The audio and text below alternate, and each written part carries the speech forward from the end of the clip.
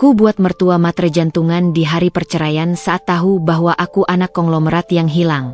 Aku buat dia menyesal seumur hidupnya karena memperlakukan aku dengan keji. Halo Bunda, semoga Bunda semuanya dalam keadaan sehat dan bahagia ya. Sebelum masuk ke ceritanya, jangan lupa like, komen dan subscribe channel ini ya. Selamat menonton. Laras selalu merasa seperti debu di karpet mewah rumah mertuanya, Mama Lastri. Tak terlihat, tak dihargai, mudah disingkirkan. Sudah 5 tahun ia menjalani rutinitas harian yang monoton dan penuh tekanan ini.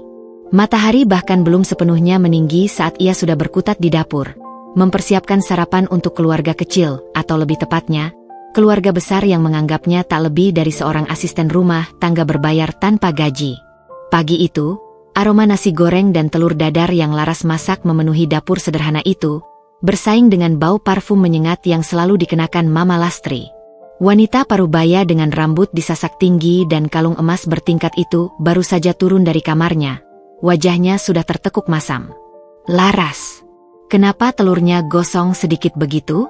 Kamu sengaja, ya? Mau meracuni anakku? Suara melengking Mama Lastri memecah keheningan pagi. Bahkan sebelum ia sempat menduduki kursinya di meja makan.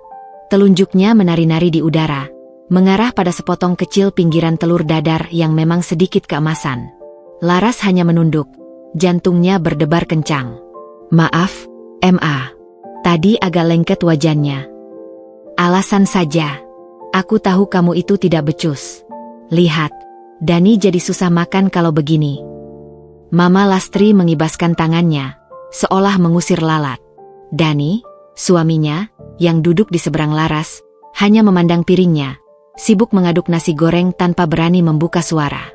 Ini bukan pemandangan baru. Setiap pagi, siang, malam, selalu ada saja celaan dari Mama Lastri. Mulai dari rasa masakan, kebersihan rumah, sampai cara Laras berpakaian yang dianggap tidak pantas untuk menantu keluarga terpandang. Terpandang? Laras sering bertanya-tanya dalam hati, terpandang karena apa? Gaya hidup mewah mereka itu hasil pinjaman bank atau bisnis Dani yang selalu pas-pasan?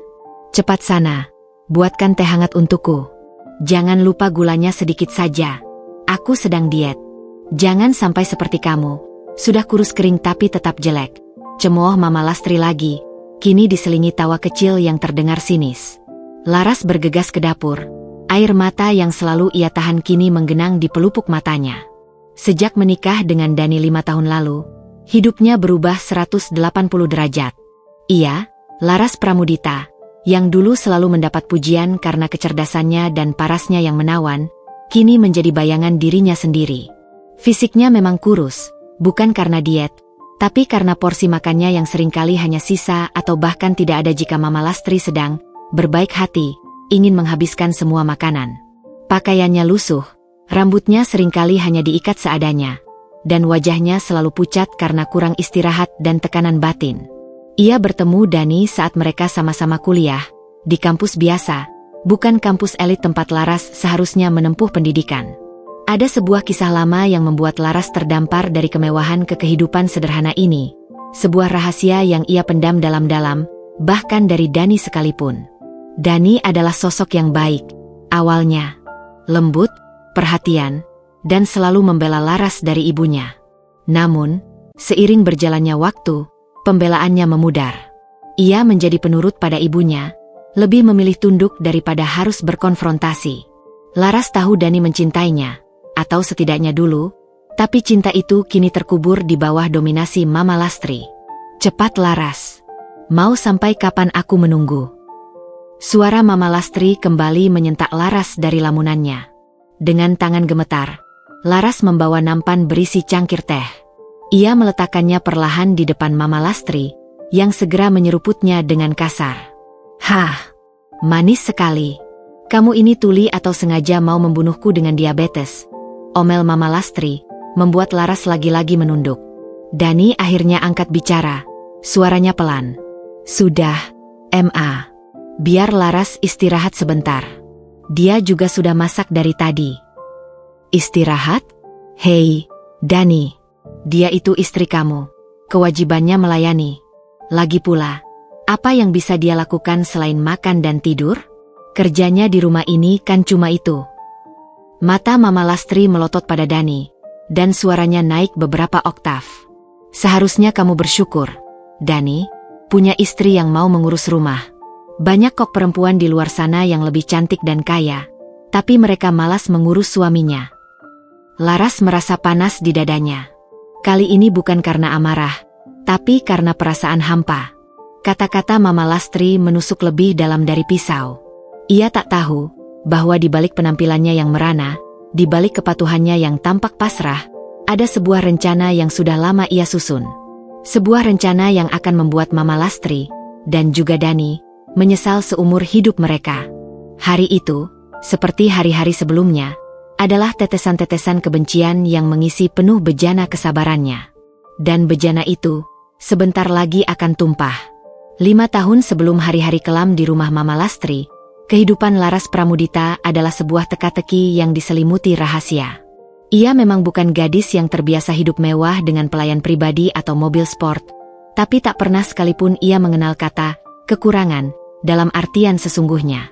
Bahkan, ia hidup jauh di atas rata-rata teman-temannya di lingkungan sekitar. Kecelakaan tragis di masa kecil, sebuah peristiwa yang samar dalam ingatannya namun jelas dalam dampak kehidupannya, telah memisahkan Laras dari keluarga kandungnya yang sesungguhnya. Ia ditemukan sendirian, tanpa identitas, di sebuah desa terpencil setelah insiden itu. Beruntung, ia kemudian diasuh di sebuah panti asuhan yang tidak biasa. Panti itu bernama Cahaya Kasih, didanai secara anonim oleh seorang dermawan misterius yang hanya dikenal sebagai Tuan A. Panti Cahaya Kasih, meski luarnya terlihat sederhana, di dalamnya memiliki fasilitas yang luar biasa. Pendidikan yang diberikan setara dengan sekolah swasta elit, guru-gurunya berdedikasi, dan anak-anak dididik dengan penuh kasih sayang serta kesempatan yang luas.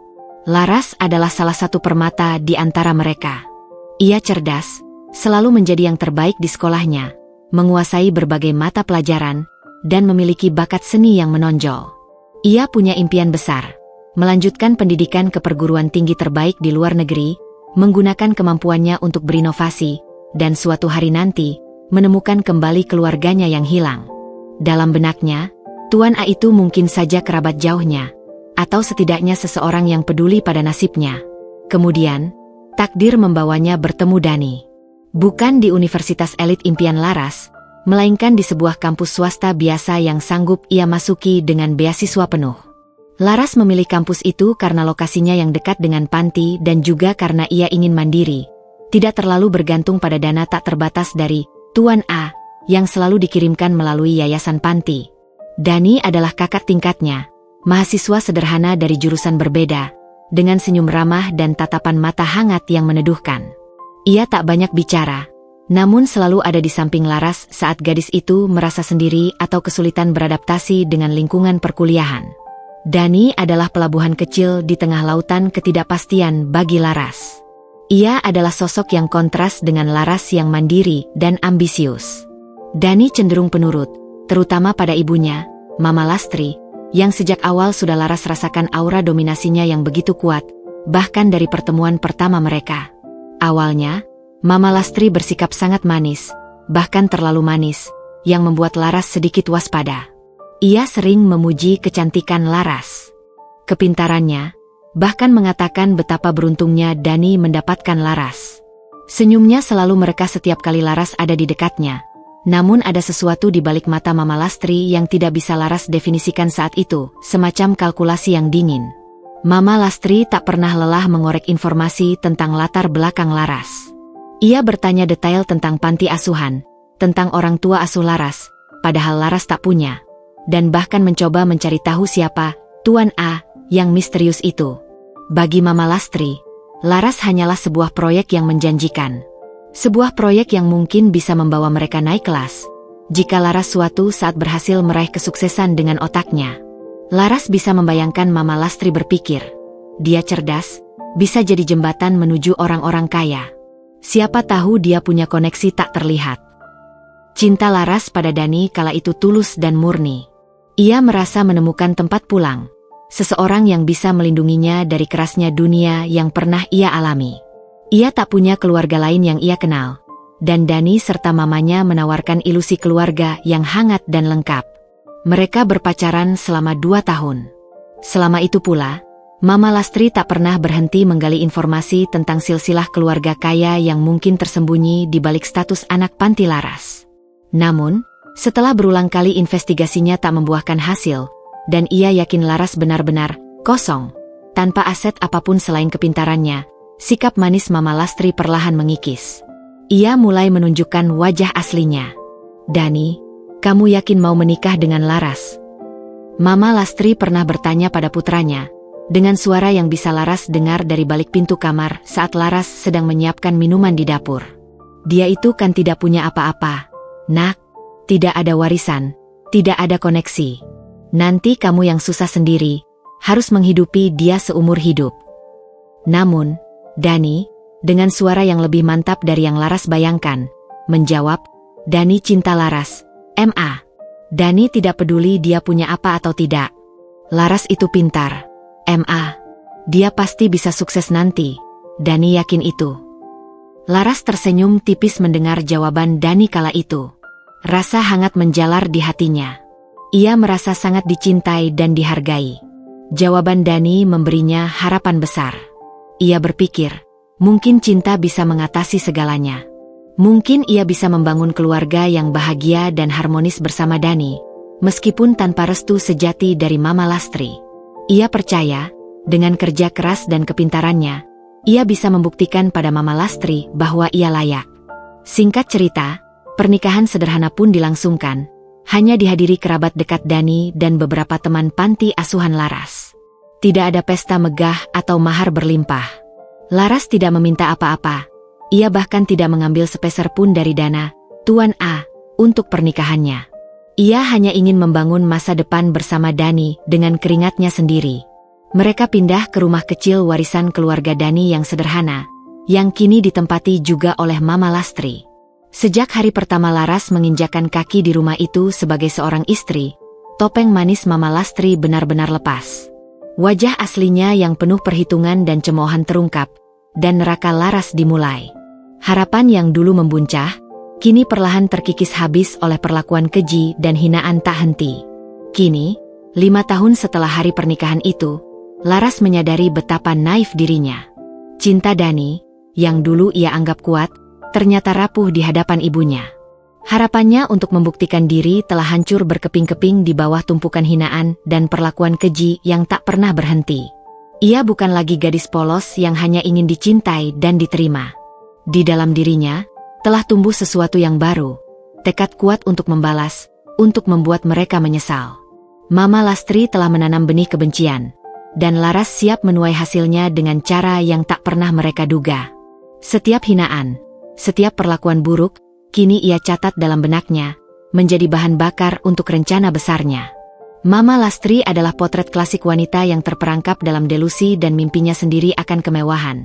Sebuah fantasi yang dibangun dari tontonan sinetron murahan dan majalah gosip selebritas yang selalu bertengger di meja ruang tamunya, usang karena sering dibaca. Sejak gadis, ia selalu mendambakan kehidupan glamor, mengenakan perhiasan berkilau, menghadiri pesta-pesta megah, dan dikelilingi oleh para sosialita. Namun, takdir berkata lain. Ia menikah dengan seorang pegawai negeri biasa, Bapak Slamet, yang jujur dan sederhana, hidup dalam batas-batas penghasilan yang pas-pasan, sebuah realita yang tak pernah ia inginkan, dan selalu ia rasakan sebagai belenggu. Suaminya meninggal dunia karena sakit saat Dani masih kecil, meninggalkan Mama Lastri dengan satu-satunya harapan dan obsesi yang kini terpaku pada putranya, Dani. Dani menjadi satu-satunya aset, satu-satunya tiket emas, satu-satunya jalan pintas yang ia yakini akan membawanya keluar dari kemiskinan dan menuju kehidupan mewah yang selalu ia idamkan. Mama Lastri mendidik Dani dengan satu prinsip dasar yang terus-menerus ia tanamkan sejak Dani bisa memahami kata-kata. Cari istri yang kaya, Nak. Itu kunci kebahagiaan sejati. Perempuan miskin hanya akan jadi beban. Sejak kecil, Dani sudah dijejali dengan cerita-cerita tentang betapa pentingnya status sosial, koneksi, dan tentu saja, harta benda. Ia dipaksa bergaul dengan anak-anak dari keluarga, berada, Meski seringkali Mama Lastri harus meminjam uang sana-sini dari tetangga atau bahkan dari rentenir kecil, hanya untuk bisa sekadar ikut makan di kafe mahal atau membeli pakaian bermerek palsu agar Dani terlihat pantas di lingkaran teman-temannya. Mama Lastri tak peduli pada biaya, asalkan citra keluarga mereka tetap terjaga di mata orang lain. Ketika Dani membawa Laras ke hadapannya sebagai kekasih, Mama Lastri tidak melihat seorang gadis muda yang polos dan cerdas, melainkan sebuah investasi. Laras pintar, sangat pintar, bahkan melebihi rata-rata. Mama Lastri yakin, kepintaran Laras bisa membawanya pada posisi tinggi di perusahaan multinasional, atau bahkan menciptakan bisnis sendiri yang sukses besar. Laras, di matanya, adalah tiket lotre yang potensial, sebuah kuda pacu yang bisa ia latih untuk memenangkan perlombaan kekayaan. Itulah mengapa ia bersikap manis di awal perkenalan, dengan senyum palsu yang menawan dan pujian-pujian yang berlebihan.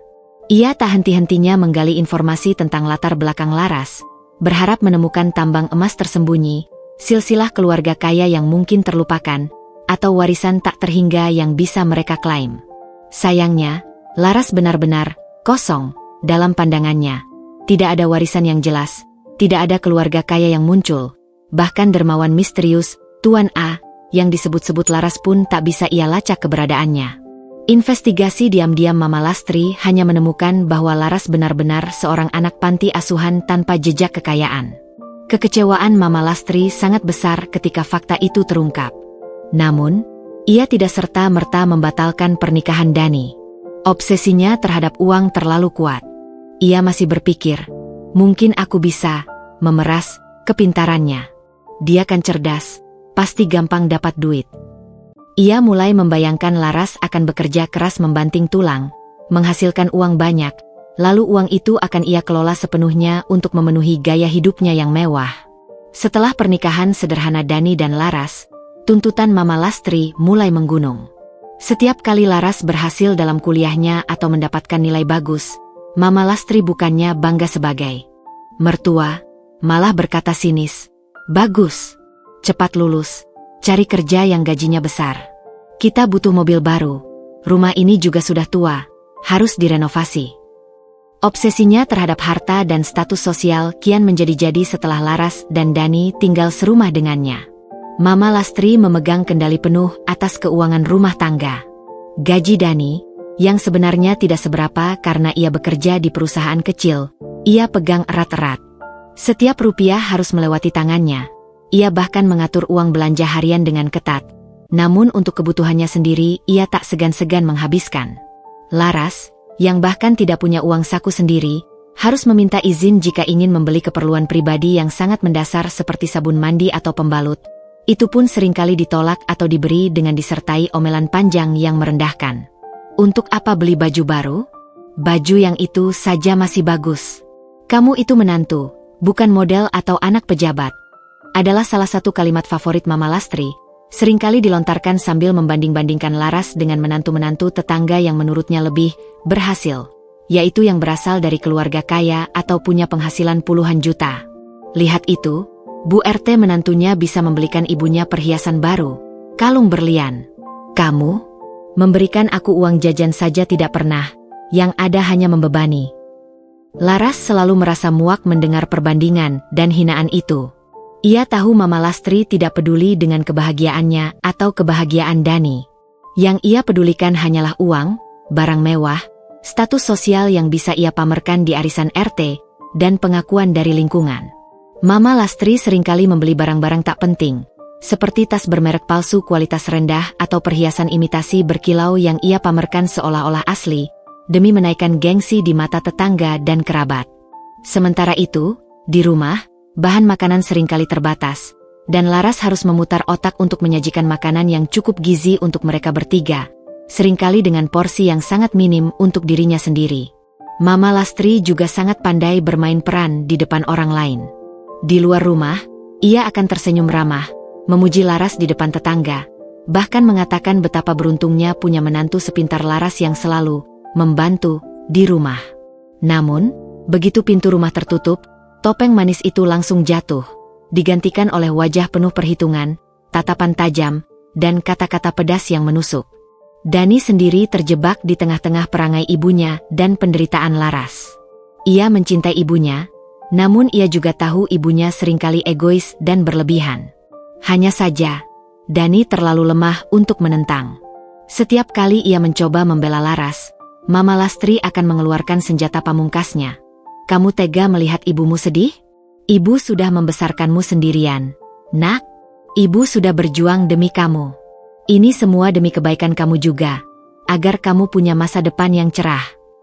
Kalimat-kalimat manipulatif itu selalu berhasil membuat Dani bungkam, menunduk, dan akhirnya mengalah, membiarkan Laras menerima hinaan. Ia melihat Laras yang menderita, namun tak berdaya untuk melakukan apapun, terbelenggu oleh rasa bersalah dan kewajiban pada ibunya. Laras mengamati semua ini. Ia mempelajari pola Mama Lastri, kelemahan Dani yang mudah dimanipulasi, dan sistem yang mengikat mereka. Obsesi Mama Lastri terhadap uang dan status adalah titik krusial yang Laras rencanakan untuk ia manfaatkan nanti. Ia tidak akan melawan dengan amarah atau air mata.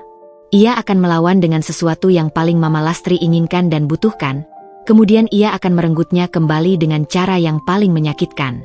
Setiap hinaan yang ia terima, setiap air mata yang ia telan, kini ia catat dalam benaknya, menjadi bahan bakar yang membakar tekadnya, menunggu waktu yang tepat untuk ledakan balas dendamnya. Bagi Laras, setiap hari adalah puncak dari hinaan yang tak berkesudahan, sebuah siklus kekejaman yang tak pernah berhenti. Namun, ada satu hari, beberapa minggu sebelum pengajuan cerai yang mengubah segalanya, yang terasa lebih pedih, lebih menghancurkan, dan menjadi titik didih terakhir dari kesabarannya yang telah bertahun-tahun diuji.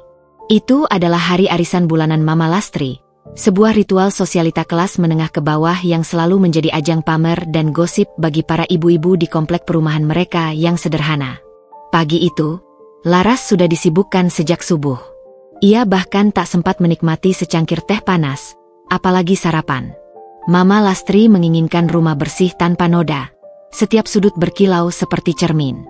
Laras, dengan sisa-sisa tenaganya, menyapu, mengepel, mengelap setiap sudut lemari, bahkan membersihkan patung-patung keramik usang berbentuk angsa dan guci bergambar naga yang selalu Mama Lastri banggakan, meski jelas-jelas itu barang KW super dari pasar. Sementara Laras sibuk bak Cinderella yang hanya mengenakan daster lusuh, Mama Lastri duduk santai di ruang tamu, menelepon teman-temannya dengan suara melengking untuk pamer menu masakan yang disiapkan oleh menantuku yang pintar masak. Dia yang membuat semua resepnya sendiri, padahal Laraslah yang meracik semua hidangan sendirian, mengikuti resep standar dari internet karena budget yang sangat terbatas. Laras, cepat potong buahnya yang rapi. Jangan asal-asalan. Nanti tamu-tamuku berpikir kamu tidak pernah diajari etika. Potong itu seperti potongan buah di hotel bintang 5. Teriak Mama Lastri dari ruang tamu, meski Laras sudah memotong buah dengan presisi seorang koki profesional, menata buah naga, melon, dan anggur dalam piring saji dengan artistik. Matanya selalu tajam mencari-cari celah untuk mengkritik.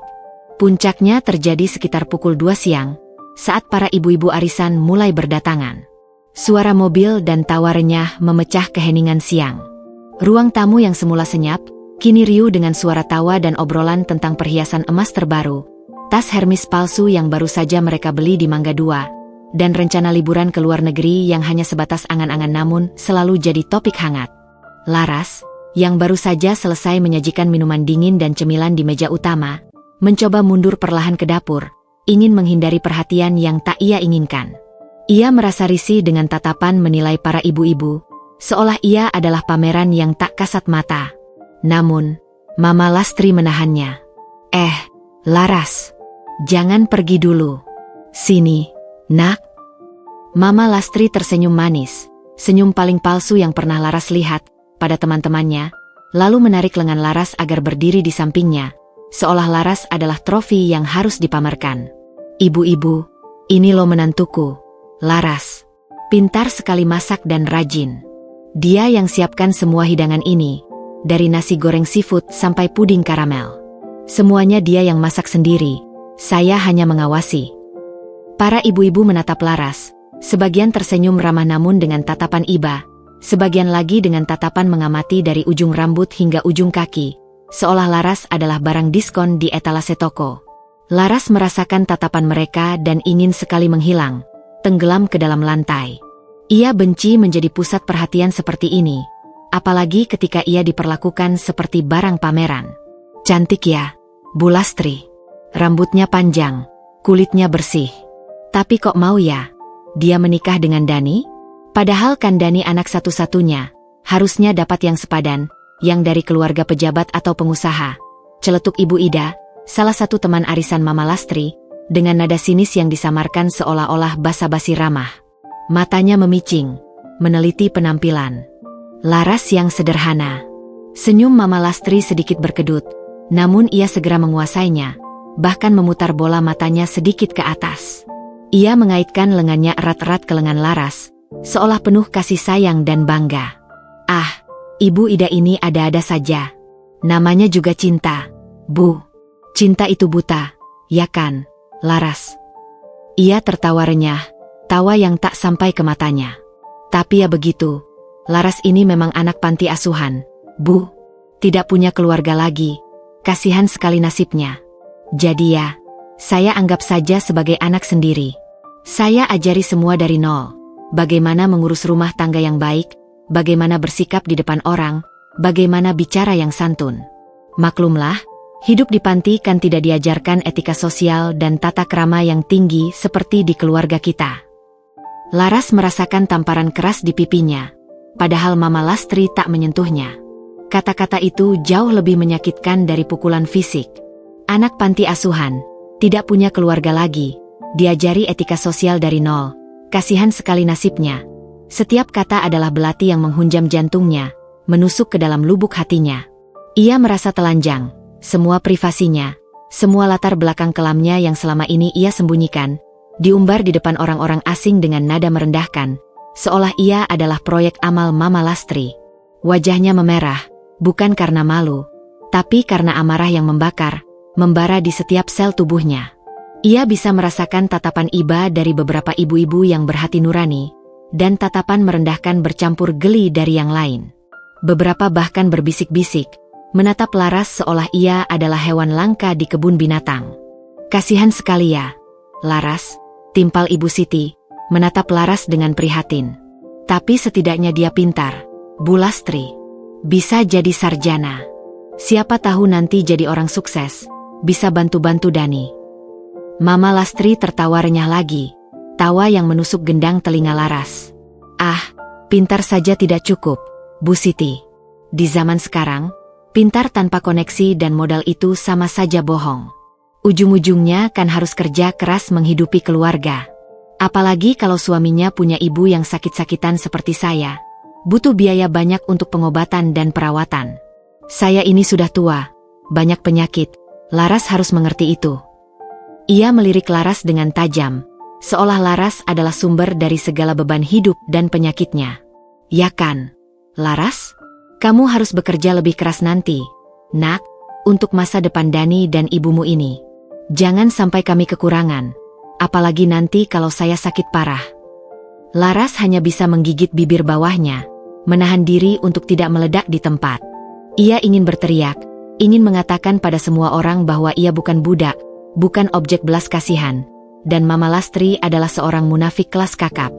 Ia ingin mengumpat, membalas setiap kata hinaan dengan ribuan kali lipat kekejaman. Namun, ia hanya bisa menunduk, matanya menatap lantai pualam yang dingin, di mana pantulan dirinya tampak kecil dan tak berdaya. Di kepalanya, ia mulai menyusun kalimat demi kalimat, rencana demi rencana. Kata-kata Mama Lastri hari itu bukan hanya hinaan, tapi bahan bakar yang sempurna untuk api balas dendam yang sudah lama berkobar di hatinya. Mama Lastri telah mempermalukannya di depan banyak orang, memperlihatkan betapa rendahnya ia di mata mertuanya, betapa ia tak berharga. Laras bersumpah, ia akan membuat Mama Lastri merasakan rasa malu dan penyesalan yang jauh lebih parah, di depan lebih banyak orang, di hari yang paling krusial bagi hidup mereka semua. Hari itu, di ruang tamu yang penuh tawa palsu itu, Laras telah memutuskan takdir Mama Lastri. Beberapa minggu setelah insiden arisan yang memalukan itu, suasana di rumah Mama Lastri terasa lebih mencekam dari biasanya. Bukan berarti sebelumnya ada kehangatan atau kedamaian, tetapi kini ada ketegangan yang pekat, seperti udara yang syarat listrik sebelum badai besar. Mama Lastri sering berbisik-bisik dengan Dani di telepon. Suaranya pelan tapi penuh desakan. Atau mereka berdua berbicara di sudut ruangan yang jauh dari jangkauan telinga Laras. Laras tahu ada sesuatu yang sedang mereka rencanakan. Naluri yang diasah selama bertahun-tahun dalam tekanan mengatakan kepadanya bahwa ini bukan kali pertama Mama Lastri mengancam perceraian. Sebuah gertakan kosong yang sering ia gunakan. Tapi kali ini, firasat Laras berteriak bahwa itu berbeda. Ini adalah akhir yang ia nanti-nantikan, namun dengan cara yang belum ia duga sepenuhnya. Pada suatu sore yang terik, tepat setelah Laras selesai mencuci tumpukan baju kotor yang menggunung dan mengeringkannya di jemuran belakang, yang baunya bercampur aduk dengan asap knalpot kendaraan di jalan, Mama Lastri memanggilnya ke ruang tamu. Suaranya datar, tanpa emosi, namun ada perintah mutlak di dalamnya. Dani sudah duduk di sofa tunggal di sana. Wajahnya keruh dan matanya merah sembab, menghindari tatapan Laras. Ia tampak seperti anak kecil yang baru saja dimarahi, penuh rasa bersalah namun tak berdaya. Mama Lastri, di sisi lain, duduk tegak di sofa 3 dudukan, punggungnya lurus sempurna, dengan raut wajah dingin dan tegas, seolah ia adalah hakim yang akan menjatuhkan vonis mati. Di tangannya, ia memegang selembar kertas yang Laras yakini adalah draft surat gugatan cerai.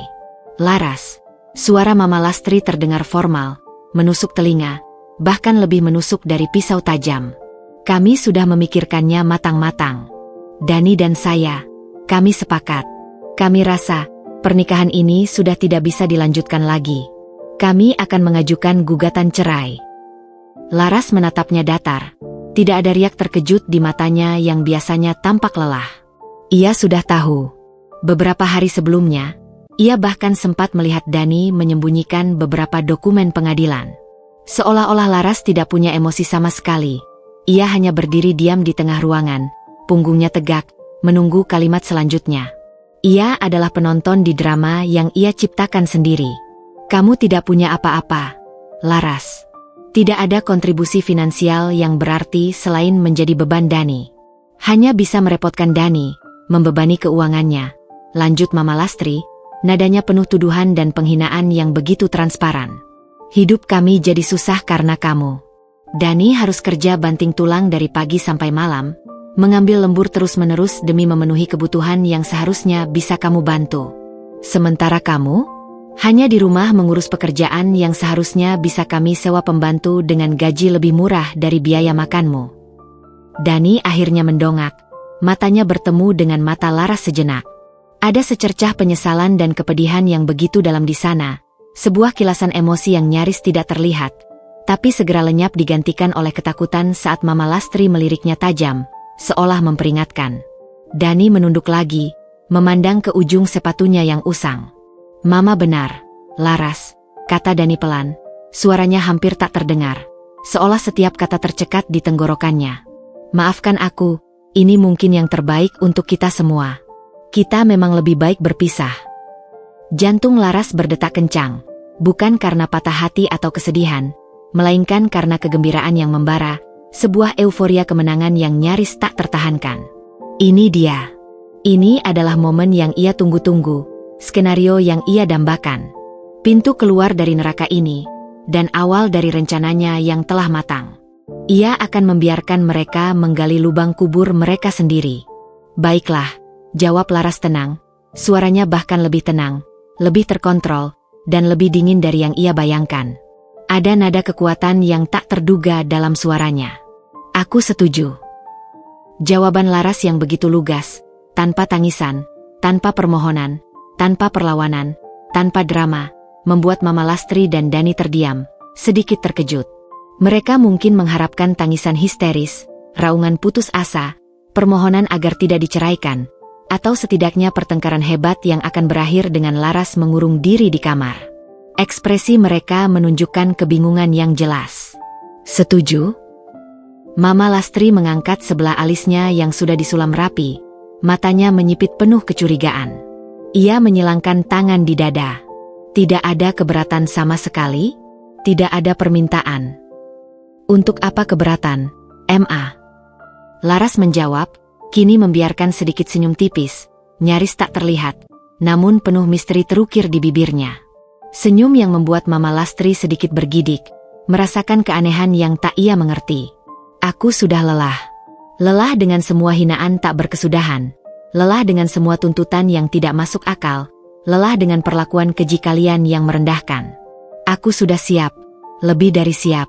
Jadi, kapan pengajuan gugatan akan dilakukan? Aku ingin ini cepat selesai. Mama Lastri dan Dani saling pandang. Mereka melihat Laras yang berbeda. Laras yang tidak lagi tertindas, tidak lagi merana. Ada aura aneh yang memancar dari dirinya. Sesuatu yang sulit mereka mengerti. Sebuah kepercayaan diri yang tak pernah mereka lihat sebelumnya. Namun, Mama Lastri cepat menguasai dirinya. Mengira Laras hanya bersikap angkuh, mencoba menutupi rasa sakit hatinya. Ia tak sudi mengakuinya. Bagus kalau begitu. Tidak perlu drama-drama murahan lagi, kata Mama Lastri, berusaha terdengar puas, meskipun ada sedikit keganjilan di suaranya. Besok lusa, pengacara kami akan menghubungi kamu untuk mengurus semua dokumen. Kita akan segera menyelesaikan semua ini di pengadilan. Kamu tidak akan menuntut harta Gonogini, kan? Kamu kan tidak punya apa-apa, jadi tidak ada yang bisa kamu tuntut dari kami. Laras tertawa kecil. Tawa yang dingin, tidak ada kehangatan di dalamnya, hanya sebuah nada mengejek yang tersembunyi. Tentu saja tidak, Ma. Aku tidak butuh harta kalian yang bahkan untuk hidup kalian sendiri pun seringkali pas-pasan. Percayalah, Ma, aku punya lebih dari cukup. Kalimat terakhir itu terucap begitu saja. Sebuah selipan yang Laras biarkan lepas dari bibirnya untuk menanam benih kecurigaan dalam benak Mama Lastri. Dan berhasil. Wajah Mama Lastri menunjukkan sedikit kebingungan. Matanya menyipit, seolah ia sedang mencoba menguraikan teka-teki yang baru saja dilemparkan Laras. Namun, ia segera menepisnya. Mustahil. Laras hanyalah anak panti asuhan miskin yang tidak punya apa-apa. Itu yang selama ini ia tahu, itu yang selama ini ia yakini, dan itu yang selama ini ia pamerkan pada semua orang. Malam itu, untuk pertama kalinya dalam 5 tahun pernikahan yang bagai penjara, Laras tidur dengan damai. Tidak ada air mata yang tumpah di bantal. Tidak ada rasa sesak di dada yang biasanya menghimpit setiap kali ia memejamkan mata. Yang ada hanyalah sebuah rencana besar yang mulai terwujud. Ia telah memberikan lampu hijau pada mereka untuk memulai kehancuran mereka sendiri. Kini, ia hanya perlu menunggu. Menunggu saat yang tepat untuk menunjukkan siapa dirinya sebenarnya. Dan membuat mereka menyesal, bukan hanya seumur hidup, tapi hingga napas terakhir mereka diembuskan. Api balas dendam itu telah menemukan jalurnya. Malam itu, setelah Mama Lastri dan Dani bergegas masuk ke kamar mereka dengan langkah tergesa-gesa, entah untuk berdiskusi lebih lanjut tentang perceraian atau sekadar menghindar, Laras tidak langsung tidur. Bagi Laras, kamar kecil yang pengap dan sumpek itu, yang selama ini terasa seperti sangkar sempit yang mencekiknya, kini seolah berubah menjadi pusat komando, sebuah ruang strategi pribadinya. Dengan ponsel lama yang sudah usang dan retak di beberapa bagian, yang selama ini ia sembunyikan dengan cermat di balik tumpukan buku pelajaran kuliahnya yang tak pernah tersentuh, Laras mulai bekerja. Bukan ponsel pintar canggih dengan layar sentuh mengilap, tapi cukup untuk koneksi internet dasar dan beberapa aplikasi penting yang ia butuhkan untuk melancarkan misinya. Mama Lastri, yang paranoid dan ingin mengendalikan segalanya, selalu mengecek ponsel Dani dan bahkan sesekali ponsel Laras untuk mencari bukti, pengkhianatan, atau pemborosan. Jadi, memiliki ponsel cadangan yang tak terdeteksi adalah sebuah keharusan mutlak. Laras membuka sebuah file rahasia di layanan cloud storage yang terenkripsi, yang sudah ia persiapkan dengan teliti dan penuh perhitungan selama berbulan-bulan. File itu berisi semua data yang ia kumpulkan, seperti seorang detektif profesional yang mengamati targetnya. Rekaman percakapan saat Mama Lastri menghina dan merendahkannya dengan kata-kata paling keji, tangkapan layar pesan-pesan bernada merendahkan dari Dani yang dulu ia simpan sebagai bukti, bahkan foto-foto porsi makanannya yang minim atau makanan sisa yang seringkali menjadi satu-satunya santapan yang bisa ia nikmati. Ini bukan hanya untuk pembuktian di pengadilan, tapi juga untuk kepuasan batinnya sendiri. Setiap bukti adalah tetesan racun yang ia kumpulkan secara perlahan, menunggu saat yang tepat untuk disuntikkan langsung ke jantung mereka. Kemudian, ia membuka aplikasi emailnya. Sejak beberapa bulan lalu, Laras sudah menjalin komunikasi intensif dengan pihak keluarga yang selama ini mencarinya. Ternyata, dermawan misterius yang selama ini mendanai panti asuhan tempat Laras dibesarkan, yang hanya ia kenal sebagai Tuan A, adalah Tuan Harjuno Wijoyo, ayah kandungnya yang selama ini ia kira sudah meninggal. Laras mengetahui kebenaran mengejutkan ini beberapa bulan yang lalu, saat sebuah firma hukum besar dan sangat terkemuka menghubunginya melalui kepala panti asuhan, yang telah memegang rahasia ini selama bertahun-tahun atas permintaan Tuan Harjuno sendiri. Firma hukum itu telah melakukan investigasi selama bertahun-tahun untuk menemukan putri tunggal Tuan Harjuno yang hilang diculik saat balita, sebuah kasus yang bahkan pernah menjadi berita nasional. Laras selama ini sengaja tak memberitahu Dani atau Mama Lastri tentang penemuan ini, menunggu momen yang paling tepat untuk mengungkapkan segalanya. Ia ingin mereka merasakan penderitaan yang sama, atau bahkan lebih parah, dari apa yang telah ia rasakan. Email terbaru itu datang dari pengacara keluarganya, seorang wanita bernama Nona Renata, yang terkenal dingin, cerdas, dan tanpa ampun di meja hijau. Subjek emailnya jelas, update terkini jadwal pertemuan final. Laras membaca isinya dengan saksama. Setiap kata tertanam di benaknya. Rupanya, semua dokumen yang diperlukan untuk mengonfirmasi identitasnya sebagai ahli waris sah telah lengkap dan tak terbantahkan. Hasil tes DNA yang dilakukan secara diam-diam, data sidik jari, catatan medis lama, dan berbagai bukti forensik lainnya yang mereka kumpulkan selama bertahun-tahun, semuanya mengarah pada satu kesimpulan. Laras Pramudita adalah Laras Wijoyo, putri tunggal grup Wijoyo, salah satu konglomerat terbesar di Asia Tenggara. Email itu juga memberikan informasi sekilas tentang aset-aset yang akan segera menjadi miliknya. Jumlahnya fantastis, jauh melebihi imajinasi terliar Mama Lastri tentang kemewahan. Sebuah jet pribadi, beberapa properti mewah di berbagai belahan dunia, saham mayoritas di berbagai perusahaan raksasa yang bergerak di bidang energi, teknologi, dan properti, serta rekening bank dengan saldo tak terhingga yang bisa ia akses kapan saja. Nona Laras, semua sudah siap. Identitas Anda sebagai ahli waris tunggal grup Wijoyo telah dikonfirmasi secara hukum dan tanpa celah. Kami menunggu instruksi Anda. Untuk langkah selanjutnya, tulis Nona Renata dalam emailnya yang profesional dan lugas. Apakah Anda ingin melanjutkan rencana awal untuk menunggu sampai hari persidangan cerai tiba? Semua tim kami siap kapan saja Anda butuhkan. Laras tersenyum tipis. Senyum yang kali ini bukan senyum palsu atau tertekan, melainkan senyum kemenangan. Tentu saja, gumamnya pelan, suaranya nyaris tak terdengar di dalam keheningan kamar. Itu adalah rencana terbaik, kejutan yang paling sempurna. Ia segera membalas email itu, mengkonfirmasi rencananya untuk tidak mengungkapkan identitas aslinya sampai momen terakhir di pengadilan. Saat semua mata tertuju padanya, saat penyesalan akan terpancar jelas di wajah Mama Lastri dan Dani.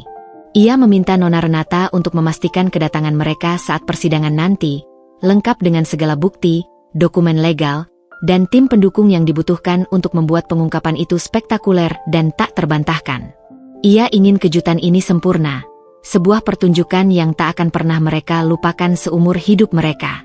Selain itu, Laras juga melakukan riset kecil tentang perusahaan tempat Dani bekerja dan beberapa bisnis sampingan yang seringkali Mama Lastri desak Dani untuk lakukan. Ia tahu Mama Lastri sering mendesak Dani untuk meminjam uang atau melakukan transaksi mencurigakan demi membiayai gaya hidup mewah mereka yang seringkali melebihi batas. Laras mencurigai adanya potensi penyelewengan keuangan atau bahkan praktik ilegal yang dilakukan atas nama perusahaan Dani. Ia mencari celah, potensi masalah hukum yang bisa saja muncul di kemudian hari jika Mama Lastri terus-menerus memaksakan kehendaknya yang serakah pada Dani. Dani, yang polos, penurut, dan mudah dikendalikan, bisa dengan mudah terjebak dalam masalah besar yang akan menghancurkan masa depannya. Laras menyadari bahwa balas dendam bukan hanya tentang membuat mereka menyesal secara emosional. Ia ingin memastikan bahwa penyesalan itu datang dengan konsekuensi nyata, terutama bagi Mama Lastri yang terobsesi dengan uang dan status. Jika Mama Lastri tahu bahwa ia telah mengusir berlian yang selama ini ia injak-injak, sementara ia sendiri hidup dalam ilusi kemewahan yang rapuh dan bahkan bisa terancam secara hukum, itu akan menjadi hukuman paling berat yang bisa Laras berikan. Ini bukan hanya tentang membalas dendam, tapi juga tentang keadilan. Ia menghabiskan sisa malam itu dengan menyusun strategi mental, membayangkan setiap skenario yang mungkin terjadi di pengadilan. Setiap langkah, Setiap gerakan, setiap ekspresi yang akan ia tunjukkan di pengadilan, telah ia latih dan kuasai dalam benaknya. Ia tidak akan marah, tidak akan menangis, tidak akan menunjukkan kelemahan sedikit pun. Ia akan tenang, berwibawa, penuh kendali, dan membiarkan fakta-fakta berbicara, membiarkan kebenaran yang kejam itu menghantam mereka. Waktu adalah senjatanya. Kesabaran adalah perisainya. Dan kini, ia telah menemukan amunisi paling mematikan untuk melancarkan perang ini. Sejak pengumuman perceraian itu, sebuah deklarasi perang tak tertulis dari Mama Lastri, hidup Laras bukannya membaik, malah semakin memburuk drastis. Mama Lastri seolah menemukan alasan baru, sebuah justifikasi sempurna, untuk melampiaskan segala kekesalan dan frustrasinya yang menumpuk. Ia yakin, Laras hanya berpura-pura tenang, berlagak tegar, dan bahwa di balik topeng ketenangan itu Laras pasti sedang merana, hancur, dan menangis dalam diam. Demi mempercepat proses perceraian dan memberi pelajaran yang tak akan pernah Laras lupakan, Mama Lastri meningkatkan tekanan ekonomi hingga ke tingkat yang paling kejam dan tak manusiawi, berharap Laras segera menyerah kalah. "Laras, mulai hari ini, jatah makanmu hanya ini," kata Mama Lastri suatu pagi, suaranya dingin membeku seperti es, saat mereka duduk di meja makan. Ia meletakkan sepotong kecil tempe goreng yang nyaris tak bertumbuh, irisan timun layu, dan gundukan nasi seukuran kepalan tangan balita di piring Laras yang usang.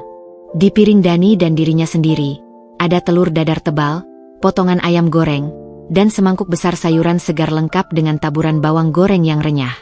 Aroma menggoda dari masakan mereka berdua menusuk indera penciuman Laras, yang perutnya sudah keroncongan sejak subuh. "Kamu kan sudah mau cerai, jadi jangan berharap banyak. Ini saja sudah untung tidak kuusir sekarang juga, menumpang di rumah orang dengan seenaknya." Laras hanya menatap piringnya yang menyedihkan. Perutnya memang perih melilit, berteriak minta diisi, tapi rasa perih di hatinya jauh lebih mendominasi. Ini bukan lagi tentang lapar fisik, melainkan tentang harga diri yang terus-menerus diinjak-injak, diperlakukan tak ubahnya seperti pengemis. Ia menelan ludah yang terasa pahit, memaksakan diri untuk memakan jatahnya tanpa mengeluh sedikit pun, mengabaikan tatapan Ibu Dani yang sekilas dan penuh penyesalan, dan tatapan puas Mama Lastri yang seolah menikmati setiap penderitaannya. Mama Lastri bahkan sesekali menyuapkan potongan ayam ke mulut Dani sambil mencibir. "Lihat itu, Dani. Ini baru makanan bergizi untuk anak ibu. Bukan makanan orang yang tidak tahu diri." Bukan hanya makanan. Listrik di kamar Laras, yang memang sudah redup, seringkali dipadamkan, terutama di malam hari, dengan alasan menghemat biaya, dan listrik itu mahal. Padahal, seluruh rumah utama terang benderang dengan lampu-lampu yang tak perlu, bahkan beberapa lampu hias menyala di siang hari. Laras harus belajar atau membaca email penting dari Nona Renata dengan cahaya lilin yang berkelip-kelip atau senter ponsel lamanya, merasakan panas yang menyengat di wajahnya dan mata yang perih karena kelelahan. Air untuk mandi pun seringkali dijatah, hanya cukup untuk membilas badan seadanya. Air keran di kamar mandi seringkali hanya menetes, memaksa Laras mandi dalam waktu singkat dan air dingin yang menusuk tulang. "Dani sudah tidak sanggup lagi membiayai kamu, Laras." Mama Lastri akan mengulang kalimat itu berulang kali, dengan nada bosan dan merendahkan, seolah-olah Laras adalah beban paling berat di muka bumi yang harus segera disingkirkan. "Seharusnya kamu bersyukur masih dikasih tempat tinggal dan makanan, meskipun sedikit. Kamu itu bukan siapa-siapa lagi di sini, tidak punya hak apa-apa." Tekanan ini juga merambah ke hal-hal kecil yang sangat fundamental, membuat Laras merasa tak punya privasi sedikit pun. Mama Lastri mulai mengunci lemari es dan lemari dapur, hanya membukanya saat ia atau Dani ingin mengambil sesuatu. Kunci gembok kecil terpasang di sana, seolah-olah Laras adalah maling. Laras harus meminta izin untuk setiap gelas air minum, setiap sendok nasi, bahkan untuk mengambil sepotong buah yang tersisa di mangkuk. Pernah suatu malam, Laras terbangun karena rasa haus yang luar biasa. Tenggorokannya terasa kering dan gatal. Ia berjalan mengendap-endap ke dapur, namun lemari es terkunci rapat dengan gemboknya yang mencolok.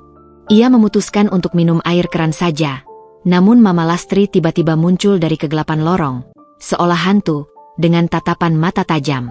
"Mau apa kamu di dapur malam-malam begini? Mencuri makanan, ya?" tuduh Mama Lastri, suaranya tajam menusuk kesunyian malam. Sudah kubilang, kalau lapar atau haus, tunggu sampai pagi. Kamu itu sudah bukan bagian dari keluarga ini. Tahu? Jangan coba-coba mencari kesempatan dalam kesempitan.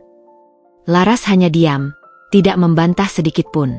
Ia tahu setiap kata bantahan hanya akan memperpanjang siksaan dan memberikan Mama Lastri alasan untuk berteriak lebih keras. Ia kembali ke kamarnya dengan tenggorokan kering dan perut yang meronta, namun hatinya dipenuhi tekad yang semakin membara.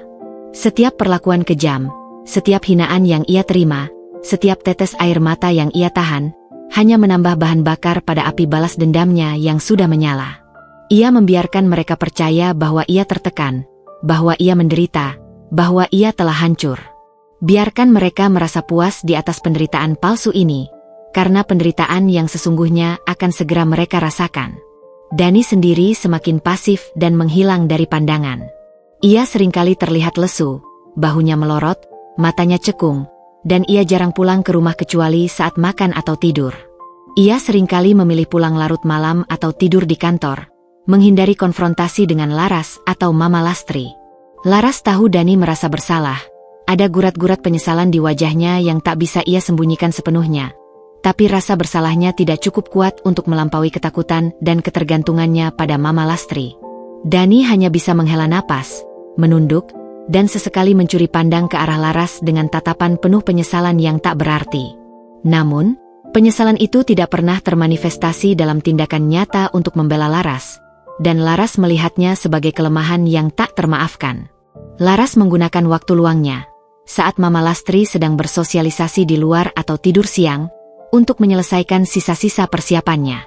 Ia mendalami hukum perceraian, mencari tahu celah-celah yang mungkin bisa digunakan Mama Lastri untuk memerasnya, meskipun ia tak punya apa-apa yang bisa diperas dari pandangan mereka, dan terus berkomunikasi secara rahasia dengan Nona Renata.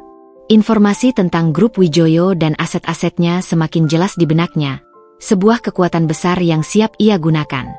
Ia tidak hanya akan membalas dendam, tapi juga membangun kembali kehidupannya yang telah dicuri, dan merebut kembali semua haknya yang dulu dirampas. Tekanan ekonomi yang kejam ini justru menjadi pendorong baginya, sebuah cambuk yang memacu tekadnya. Ia tak sabar untuk melihat wajah Mama Lastri yang pucat pasi, penuh penyesalan, dan terkejut saat semua rahasia terungkap di depan mata dunia. Dani adalah pria yang, pada dasarnya, memiliki hati yang baik dan lembut. Namun, kebaikan fundamental itu tertutup rapat oleh lapisan tebal ketakutan yang mengakar dan rasa bersalah yang ditanamkan Mama Lastri sejak ia masih kecil, bahkan sejak ia bisa mengingat. Ibunya adalah satu-satunya figur orang tua yang ia kenal, dan segala perkataan Mama Lastri adalah hukum mutlak baginya. Ia mencintai Laras, setidaknya ia pernah sangat mencintainya dengan sepenuh hati.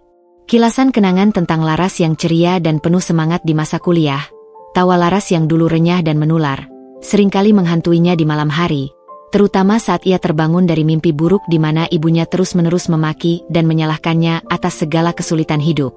Sejak Laras dengan tenang dan tanpa emosi menyetujui perceraian, ada sesuatu yang berubah secara drastis dalam diri Dani. Ia mulai merasakan keanehan yang mendalam pada Laras. Gadis itu tidak lagi menangis terisak, tidak lagi memohon belas kasihan, atau bahkan mencoba membujuknya.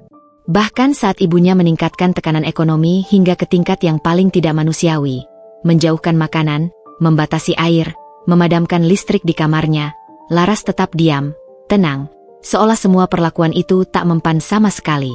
Tatapan Laras seringkali kosong, menerawang, namun di balik kekosongan itu, Dani menangkap kilatan aneh, sesuatu yang misterius, bahkan sedikit menakutkan, seperti api yang tersembunyi. Ia merasa Laras bukan lagi perempuan yang dulu ia kenal, yang selalu tertindas dan rapuh. Laras yang sekarang terasa begitu jauh, seperti gunung es yang permukaannya tenang membeku namun menyimpan kekuatan dan ancaman besar di bawahnya. Dani mencoba berbicara dengan Laras beberapa kali, berusaha menembus dinding keheningan yang dibangun Laras. "Kamu baik-baik saja, Laras? Benarkah kamu tidak merasa tertekan?" tanyanya suatu malam, saat Laras sedang menyiapkan makan malam sendirian di dapur yang remang-remang, hanya ditemani cahaya lampu jalan dari jendela. Laras hanya menoleh sekilas, tatapan matanya begitu dingin hingga membuat Dani bergidik. "Aku baik-baik saja, Dani. Lebih baik dari yang kau bayangkan." Sangat baik. Nada suaranya datar, tanpa emosi, tanpa jeda. Itu bukan nada kemarahan, tapi lebih seperti kelelahan yang mendalam, atau mungkin penolakan total atas segala bentuk simpati darinya. Pernyataan Laras di hari pengajuan cerai. Aku tidak butuh harta kalian. Percayalah, aku punya lebih dari cukup. Terus terngiang di benak Dani, seperti bisikan hantu yang tak bisa ia usir. Awalnya ia mengira itu hanya gertakan kosong, sebuah sindiran putus asa dari wanita yang terpojok. Tapi kini, seiring dengan ketenangan Laras yang aneh dan keberaniannya menahan semua tekanan, Dani mulai meragukan penilaian ibunya. Mungkinkah Laras menyimpan sesuatu yang besar? Laras yang begitu pintar, apakah mungkin ia hanya seorang anak panti asuhan biasa tanpa koneksi apapun? Pikiran itu mengganggunya siang dan malam. Ia mencoba mencari informasi tentang masa lalu Laras, menghubungi teman-teman kuliah Laras yang sudah lama tak ia temui, bahkan mencari jejak panti asuhan tempat Laras dibesarkan. Namun, setiap kali ia bertanya, informasinya selalu sama, seragam. Laras adalah anak panti asuhan tanpa keluarga atau harta, seorang yatim piatu yang diasuh yayasan. Dani tak tahu bahwa jejak digital dan informasi pribadi Laras telah dilindungi dan dibersihkan oleh tim pengacara keluarganya yang sangat profesional, membuatnya tak terdeteksi oleh siapapun yang mencoba melacaknya. Rasa bersalah Dani semakin memuncak setiap kali ia melihat ibunya memperlakukan Laras dengan kejam, bahkan lebih parah dari seorang pembantu. Ia melihat Laras makan jatah yang hanya seujung jari, melihatnya belajar dengan penerangan minim yang merusak mata, dan ia tak bisa berbuat apa-apa. Ia ingin membela, ingin menghentikan ibunya, ingin berteriak. Tapi setiap kali ia mencoba mengangkat suara, Mama Lastri akan mengeluarkan mantra andalannya. Kamu durhaka. Kamu tega melihat ibumu stres dan mati? Ibu sudah susah payah membesarkanmu sendirian, berkorban segalanya. Ini semua demi kebaikan kamu juga. Dia itu parasit. Dani akan kembali menunduk, kalah telak, merasa tak berdaya dan terbelenggu. Suatu sore, saat ia hendak mengambil ponselnya yang tertinggal di kamar, Dani menemukan sebuah berkas kecil di bawah tumpukan kain di meja sudut kamar Laras, tersembunyi di balik buku-buku. Ia tahu tidak seharusnya menggeledah barang pribadi Laras, tapi rasa penasarannya terlalu besar, seolah ada magnet yang menarik tangannya. Itu adalah sebuah dokumen dengan kop surat firma hukum besar, dengan nama Renatap Associates yang ia kenali sebagai salah satu firma hukum top di Jakarta. Di dalamnya ada beberapa lembar informasi yang samar-samar tentang hak waris dan ahli waris tunggal. Dani tidak mengerti detailnya, tapi ini jelas bukan dokumen perceraian biasa. Ini terlihat seperti sesuatu yang sangat besar, sesuatu yang terkait dengan kekayaan yang tak terbayangkan. Dani cepat-cepat mengembalikan berkas itu ke tempatnya. Jantungnya berdebar kencang, memompa darah dengan begitu cepat. Keraguan itu kini berubah menjadi kecemasan yang menggigit. Seperti predator yang siap menerkam, ia mulai bertanya-tanya, apakah ia telah membuat kesalahan besar yang tak termaafkan? Apakah ia dan ibunya telah salah menilai Laras? Apa yang sebenarnya Laras rencanakan? Ketakutan akan kemarahan ibunya beradu dengan ketakutan akan kehilangan Laras yang misterius ini. Dan lebih dari itu, ketakutan akan konsekuensi yang jauh lebih besar dari tindakan mereka. Dani melihat wajah Mama Lastri yang semakin bersinar karena kemenangan di atas penderitaan Laras, yang ia yakini sebagai tanda bahwa Laras sudah hancur. Namun, Dani merasakan firasat buruk yang mendalam, seolah ia sedang berjalan menuju jurang yang tak terlihat. Ia ingin memperingatkan ibunya, mengatakan bahwa Laras mungkin bukan seperti yang mereka kira. Namun, ia tahu Mama Lastri tidak akan mendengarkan. Ia terlalu buta oleh obsesinya sendiri. Malam-malam Dani kini diisi dengan mimpi buruk yang lebih gelap dan insomnia yang tak berkesudahan. Ia membayangkan Laras pergi, bukan sebagai wanita yang hancur dan menangis, tetapi sebagai wanita yang bangkit, berdiri tegar, meninggalkan mereka dalam puing-puing penyesalan dan kehancuran. Keraguan itu menggerogoti Dani dari dalam, membuatnya resah dan gelisah hingga ke tulang. Ia tahu, hari persidangan akan segera tiba, dan ia merasa akan ada kejutan besar yang menunggu mereka di sana, kejutan yang mungkin akan mengubah segalanya, dan tidak akan berakhir baik bagi Mama Lastri dan dirinya. Di tengah tekanan yang semakin menjadi-jadi dan keraguan yang mulai menggerogoti hati Dani, Laras justru merasa semakin kuat, semakin tak terbendung. Setiap hinaan yang dilontarkan Mama Lastri, setiap tatapan merendahkan dari Dani yang dulu ia cintai, setiap porsi makanan yang dijatah hingga perutnya melilit perih, seolah menjadi pupuk subur bagi kebencian yang membara di dalam dadanya. Itu bukan kebencian yang membabi buta, yang menghancurkan dirinya sendiri, melainkan sebuah bara api yang memberinya tujuan, fokus, dan kekuatan yang belum pernah ia rasakan sebelumnya. Ia tak lagi merasakan kepedihan yang melumpuhkan seperti dulu. Kini yang ada hanyalah tekad yang mengeras, dingin, dan tajam seperti baja. Malam itu, setelah Mama Lastri mengunci semua lemari dapur dengan gembok mencolok dan pergi ke ruang tamu untuk menonton sinetron kesayangannya dengan suara keras, mengabaikan sepenuhnya keberadaan Laras, Laras kembali ke kamarnya yang gelap dan sempit. Ia menyalakan senter dari ponsel lamanya. Cahayanya yang kekuningan menerangi dinding kamar yang mengelupas dan plafon yang berjamur. Laras duduk di lantai dingin, bersandar pada tembok yang lembab, dan memejamkan mata. Ia memutar kembali rekaman-rekaman pahit dalam benaknya, membiarkan setiap kenangan itu terbakar menjadi amunisi. Wajah Mama Lastri yang mencibir penuh penghinaan saat ia mengenakan baju sederhana di hari raya Idul Fitri. Menantu macam apa kamu? Tidak punya gengsi sama sekali. Malu-maluin keluarga Dani saja. Laras masih ingat bagaimana ia menunduk saat itu. Air mata berlinang di balik kelopak mata. Suara Mama Lastri yang melengking, menusuk telinga saat Laras jatuh sakit demam tinggi hingga menggigil kedinginan. Dasar lemah. Jangan pura-pura sakit agar tidak usah bekerja. Dasar parasit. Tidak ada obat, tidak ada perhatian, hanya hinaan. Tatapan pasrah dan tak berdaya dari Dani saat Laras diomeli habis-habisan karena piring pecah, yang sebenarnya sudah retak duluan dan ia sudah memperingatkannya. Dani hanya menunduk, tak berani membela, memilih diam seperti patung. Ucapan Mama Lastri di arisan ibu-ibu komplek, yang menguliti habis harga dirinya di depan banyak orang asing, menyebutnya anak panti asuhan tanpa etika, dan tidak punya tata krama. Rasa malu dan marah saat itu terasa seperti dicambuk di depan umum. Perlakuannya sebagai pembantu, dipaksa mencuci baju hingga tangan kasar, memasak dengan budget minim, membersihkan rumah hingga larut malam, tanpa ucapan terima kasih sedikit pun. Setiap kenangan pahit itu bukan lagi air mata yang membasahi bantal, melainkan bahan bakar murni yang menyalakan api. Laras menghela napas panjang, bukan karena lelah, tapi karena memantapkan hati, mengisi paru-parunya dengan tekad. Ia tak akan memaafkan. Ia tak akan melupakan. Balas dendam ini bukan lagi sekadar pembalasan dendam pribadi, tapi penegakan keadilan yang mutlak bagi dirinya sendiri, bagi gadis polos yang pernah ia tinggalkan di masa lalu, bagi semua penderitaan yang ia alami. Ia teringat kata-kata Nona Renata, pengacara keluarganya, saat mereka pertama kali bertemu secara diam-diam di sebuah kafe terpencil. Nona Laras, Anda memiliki kekuatan besar di tangan Anda. Harta dan koneksi ini bisa menjadi berkah untuk membangun hidup Anda, atau bisa juga menjadi alat. Pilihan ada di tangan Anda. Bagaimana Anda akan menggunakannya? Laras sudah memilih. Ia tidak akan menggunakan kekuasaannya untuk menghancurkan hidup orang lain secara sembarangan, tetapi untuk menunjukkan konsekuensi mengerikan dari keserakahan, kebohongan, dan kekejaman yang telah mereka lakukan padanya. Ia ingin mereka merasakan sakitnya penyesalan seumur hidup. Tekadnya semakin bulat, mengkristal, saat ia memikirkan tentang masa depannya yang cerah dan menjanjikan.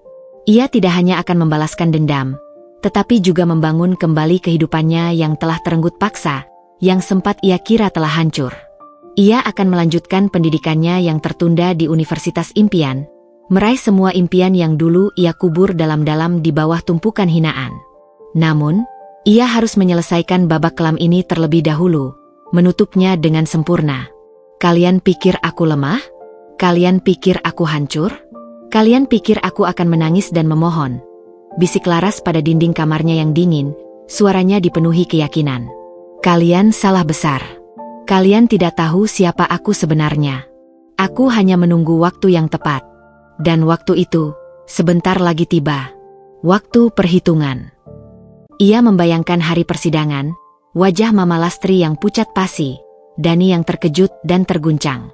Itu akan menjadi pemandangan yang tak ternilai harganya, sebuah lukisan karma yang sempurna.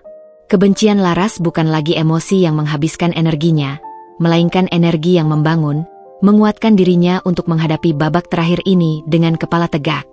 Ia tak sabar untuk melihat penyesalan itu, penyesalan seumur hidup yang akan menjadi hukuman terberat bagi Mama Lastri, yang takkan pernah bisa ia lupakan hingga akhir hayatnya. Malam itu, beberapa hari sebelum jadwal persidangan yang ditentukan, sebuah tanggal yang telah Laras tandai dengan tinta merah di kalendernya, Laras menyelinap keluar dari rumah Mama Lastri. Jantungnya berdebar kencang, namun bukan karena takut atau gugup, melainkan karena antisipasi yang meluap-luap. Ia tahu Mama Lastri dan Dani sudah pulas tertidur setelah seharian mengeluh, menuntut, dan bergosip tanpa henti. Dengan langkah-langkah hati-hati, seperti seorang mata-mata profesional, Laras berjalan menyusuri gang sempit yang gelap, menuju halte bus terdekat. Ia mengenakan pakaian paling sederhana yang ia miliki, daster usang, sandal jepit, dan kerudung lusuh yang menutupi sebagian wajahnya, agar tak menarik perhatian siapapun yang mungkin berpapasan dengannya. Di dalam tas lusuhnya yang sudah robek di bagian samping, tersimpan ponsel cadangan yang menjadi jembatan rahasianya dengan dunia luar, serta berkas-berkas penting yang selama ini ia simpan di balik tumpukan pakaian. Tujuan Laras adalah sebuah hotel butik mewah di pusat kota Jakarta, jauh dari jangkauan komplek perumahan sederhana Mama Lastri.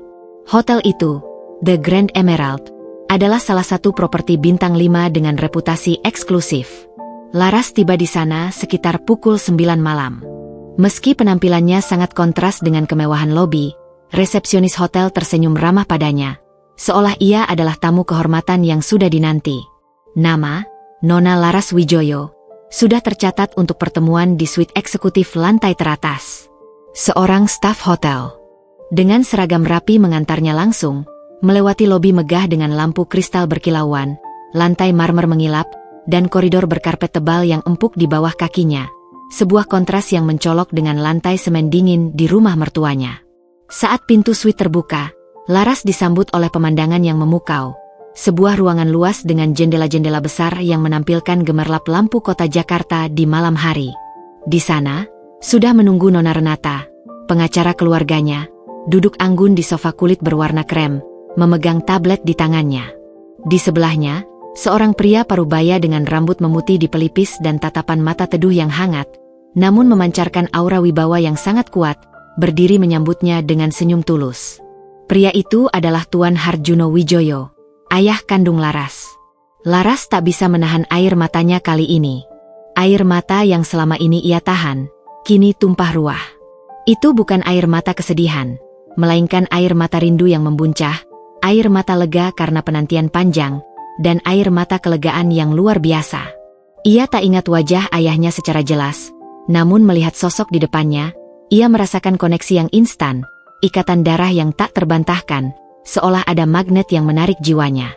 "Putriku," ucap Tuan Harjuno, suaranya parau menahan tangis, matanya berkaca-kaca menatap Laras. Ia merentangkan tangan, dan Laras segera berlari memeluknya erat. Pelukan itu hangat, protektif, dan penuh kasih sayang, sesuatu yang tak pernah ia rasakan dari Dani atau Mama Lastri. Selama ini, Laras hanya mengenal ayahnya sebagai Tuan A, dermawan yang memberinya kesempatan hidup layak dari kejauhan.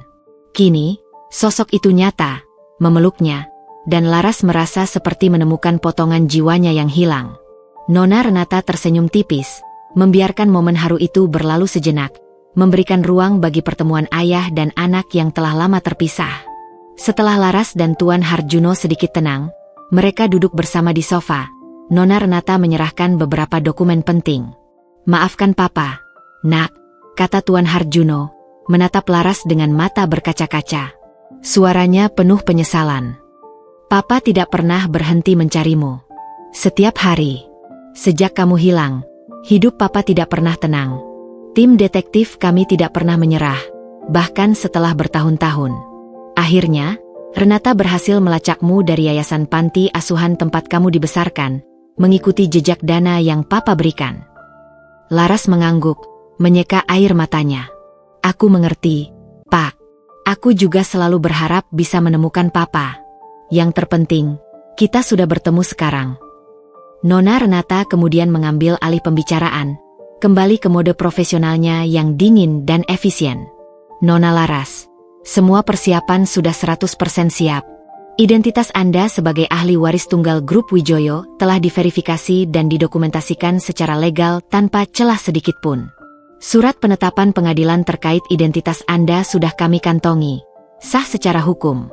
Dokumen-dokumen aset, termasuk properti mewah di berbagai kota besar di dunia, armada jet pribadi, kapal pesiar, dan ratusan saham mayoritas di berbagai perusahaan raksasa di bidang energi, teknologi, dan properti. Semuanya telah dialihkan atas nama Anda dan siap diakses. Kami juga sudah menyiapkan tim khusus, termasuk pengawal pribadi dan tim media, untuk mengawal Anda besok ke pengadilan. Laras mendengarkan dengan saksama, sesekali mengangguk. Ia membiarkan Nona Renata menjelaskan rincian strategi untuk persidangan. Mereka akan datang tepat di saat hakim akan mengetuk palu putusan cerai, sebuah grand entrance yang diperhitungkan secara matang, dirancang untuk mengguncang ruang sidang dan semua yang hadir di dalamnya. Nona Renata juga menyampaikan beberapa informasi mengenai Mama Lastri dan Dani yang berhasil timnya kumpulkan. Kami menemukan beberapa transaksi mencurigakan terkait perusahaan Dani. Seperti yang Anda duga, Nona. Ada indikasi penyalahgunaan dana perusahaan, penggelapan pajak kecil-kecilan, dan praktik yang tidak etis, mungkin atas desakan ibunya untuk menutupi gaya hidup boros mereka. Kami belum akan membuka ini di pengadilan perceraian, tapi ini bisa menjadi kartu as yang sangat kuat jika mereka mencoba macam-macam setelahnya, atau jika mereka bersikeras menuntut sesuatu dari Anda. Laras mengangguk puas. Ini lebih dari yang ia harapkan. Ia tidak hanya akan mengungkap identitasnya, tetapi juga menunjukkan konsekuensi lain dari keserakahan Mama Lastri yang berujung pada tindakan ilegal. Besok, kata Laras, menatap Tuan Harjuno dan Nona Renata dengan mata berbinar, dipenuhi tekad yang membaja dan aura kekuatan yang baru ia temukan. Besok, aku akan mengakhiri penderitaan ini dengan sempurna. Dan mereka akan merasakan penyesalan seumur hidup mereka yang tak akan pernah mereka lupakan, hingga napas terakhir. Tuan Harjuno menggenggam tangan Laras erat, tatapannya penuh kasih dan bangga. Papa akan selalu bersamamu, nak, apapun yang terjadi. Kamu tidak sendirian lagi. Pertemuan rahasia itu mengukuhkan tekad Laras. Ia tidak lagi sendirian, tidak lagi rapuh.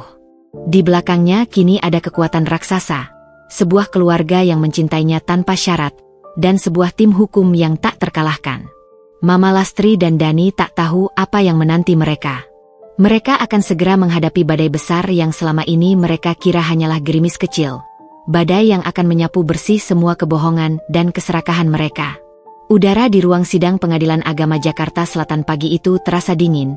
AC bekerja keras melawan gerah khas Jakarta, namun Laras merasa panas. Bukan karena demam atau kegugupan, melainkan kobaran api yang membakar tekadnya, sebuah amarah dingin yang memberinya kekuatan. Hari ini adalah hari penentuan. Hari di mana ia akan mengakhiri semua penderitaan yang telah ia alami selama bertahun-tahun dan memulai babak baru kehidupannya. Ia duduk di kursi tergugat, atau lebih tepatnya, kursi yang akan segera menjadi saksi bisu kejatuhan orang-orang yang pernah menyiksanya tanpa ampun. Seperti biasa, ia mengenakan pakaian paling sederhana yang ia miliki, daster longgar berwarna kusam, jilbab instan polos yang menutupi separuh wajahnya, dan ekspresi datar yang tidak dapat dibaca oleh siapapun. Ia terlihat seperti wanita lemah yang pasrah, yang sudah hancur dan menerima takdir, persis seperti yang diinginkan Mama Lastri dan Dani. Di sisi lain ruang sidang, Mama Lastri duduk dengan angkuh di kursi penggugat. Ia mengenakan kebaya brokat berwarna merah menyala dengan bordiran emas yang mencolok, perhiasan emas bertingkat di leher dan lengannya, cincin batu safir besar di jari manisnya, seolah datang ke pesta mewah, bukan ke pengadilan. Wajahnya dipoles riasan tebal, dan senyum puas tak lepas dari bibirnya setiap kali ia melirik Laras. Di sebelahnya, Dani tampak gelisah, sesekali melirik Laras dengan tatapan yang sulit diartikan, campuran rasa bersalah yang kentara, penasaran yang membara, dan sedikit ketakutan yang mulai merayapi hatinya. Pengacara mereka, seorang pria tua dengan wajah serius dan kumis tebal, sesekali membisikkan sesuatu pada Mama Lastri. Mama Lastri hanya mengangguk-angguk dengan dagu terangkat tinggi, sesekali tersenyum sinis dan meremehkan ke arah Laras, seolah ini adalah kemenangan yang sudah pasti di tangannya. Sidang akan segera dimulai. Suara panitera mengumumkan dengan lantang, memecah ketegangan yang pekat di ruangan itu. Hakim memasuki ruangan, diikuti oleh 2 stafnya. Semua orang berdiri sebagai tanda hormat, lalu kembali duduk setelah hakim mengambil tempat di kursi yang tinggi. Hakim membuka persidangan dengan membacakan agenda. Wajahnya terlihat bosan, mungkin sudah terbiasa dengan drama rumah tangga semacam ini. Agenda sidang hari ini adalah pembacaan putusan gugatan cerai nomor 123 PDTG 2025 PN Jakarta Sel atas nama penggugat Saudara Dani Haryanto dan Saudari Lastri Wulandari terhadap tergugat Saudari Laras Pramudita. Suara hakim terdengar jelas dan tegas, menggema di seluruh ruang sidang. Mama Lastri tersenyum lebar, puas, dan penuh kemenangan, melirik Laras seolah berkata tanpa suara, "Lihat, sebentar lagi kau akan kutinggalkan. Kau akan segera pergi dari hidup kami, selamanya." Dani menunduk lebih dalam, tak berani menatap Laras lagi, seolah mencoba melarikan diri dari tatapan mata mantan istrinya yang entah mengapa kini terasa begitu dingin. Laras hanya menatap lurus ke depan, ke arah hakim, seolah ia adalah patung yang tak bernyawa. Ia bisa merasakan adrenalin mengalir deras di nadinya, membuat seluruh tubuhnya bergetar ringan. Namun ia berhasil mengendalikan dirinya dengan sempurna. Ini adalah momen yang ia tunggu, momen puncak dari skenarionya. Rencananya akan segera dimulai. Setiap detik telah diperhitungkan. Ia memejamkan mata sejenak, mengingat kembali semua persiapan, semua detail yang telah ia dan Nona Renata susun dalam pertemuan rahasia itu. Semua hinaan yang menyakitkan, semua pawai kekejaman Mama Lastri, semua pengkhianatan diam-diam dari Dani, kini akan terbayar lunas dalam sebuah ledakan kebenaran. Tepat saat hakim akan mengangkat palu untuk mengetuk dan membacakan putusan cerai, mengakhiri pernikahan Laras dan Dani secara resmi, suara pintu ruang sidang terbuka dengan keras, menggetarkan seluruh ruangan. Suara itu begitu nyaring dan tak terduga sehingga membuat semua orang di dalam ruang sidang terperanjat, menoleh serentak. Semua mata tertuju pada sumber suara. Dari pintu masuklah beberapa orang berjas rapi dan berwajah tegas, diikuti oleh Nona Renata yang berjalan anggun dan percaya diri, langkahnya pasti dan sorot matanya tajam. Di belakangnya, Tuan Harjuno Wijoyo, seorang pria parubaya dengan rambut memutih yang disisir rapi dan tatapan mata yang teduh namun memancarkan aura wibawa yang tak terbantahkan, melangkah masuk dengan tenang. Di sekeliling mereka, tampak 2 orang pengawal bertubuh kekar, mengenakan setelan hitam, menjaga jarak namun siap siaga. Kehadiran mereka begitu dominan, seolah ruang sidang mendadak menjadi terlalu kecil. Mama Lastri terperanjat, mulutnya sedikit terbuka, matanya membelalak tak percaya melihat rombongan tak terduga itu. Ia mengenal Nona Renata dari berita-berita di televisi dan majalah bisnis, pengacara terkemuka yang hanya menangani kasus-kasus kelas kakap dari keluarga-keluarga paling berpengaruh di Indonesia. Wajahnya seketika pucat pasi, seperti mayat hidup. Dani juga terlihat kaget, langsung berdiri dari kursinya, matanya melebar tak percaya. Firasat buruk yang selama ini menggerogotinya kini terasa menjadi nyata.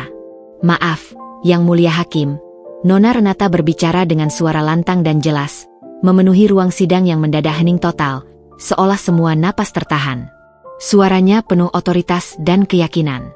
"Kami dari firma hukum Renata Associates, dengan segala hormat, mewakili pihak tergugat, Nona Laras Pramudita."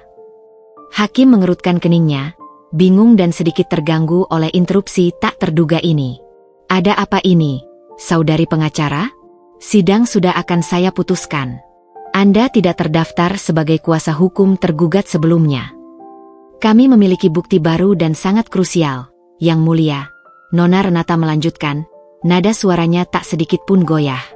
Ia maju selangkah, sambil menyerahkan sebuah amplop tebal berwarna coklat keemasan kepada Panitera.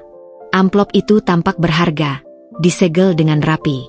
Bukti ini akan mengubah seluruh jalannya persidangan, dan juga status identitas dari tergugat, Saudari Laras Pramudita.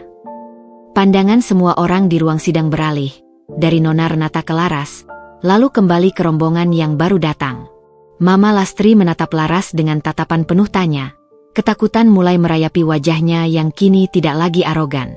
Ia melihat Nona Renata yang berdiri tegak di samping Laras, dan lebih mengejutkan lagi, Tuan Harjuno Wijoyo, sosok konglomerat yang wajahnya sering terpampang di majalah bisnis dan televisi, berdiri di belakang Laras, menatapnya dengan pandangan penuh kasih sayang. "Mustahil. Apa hubungannya orang-orang sekelas itu dengan menantu miskinnya? Pikiran Mama Lastri kacau balau.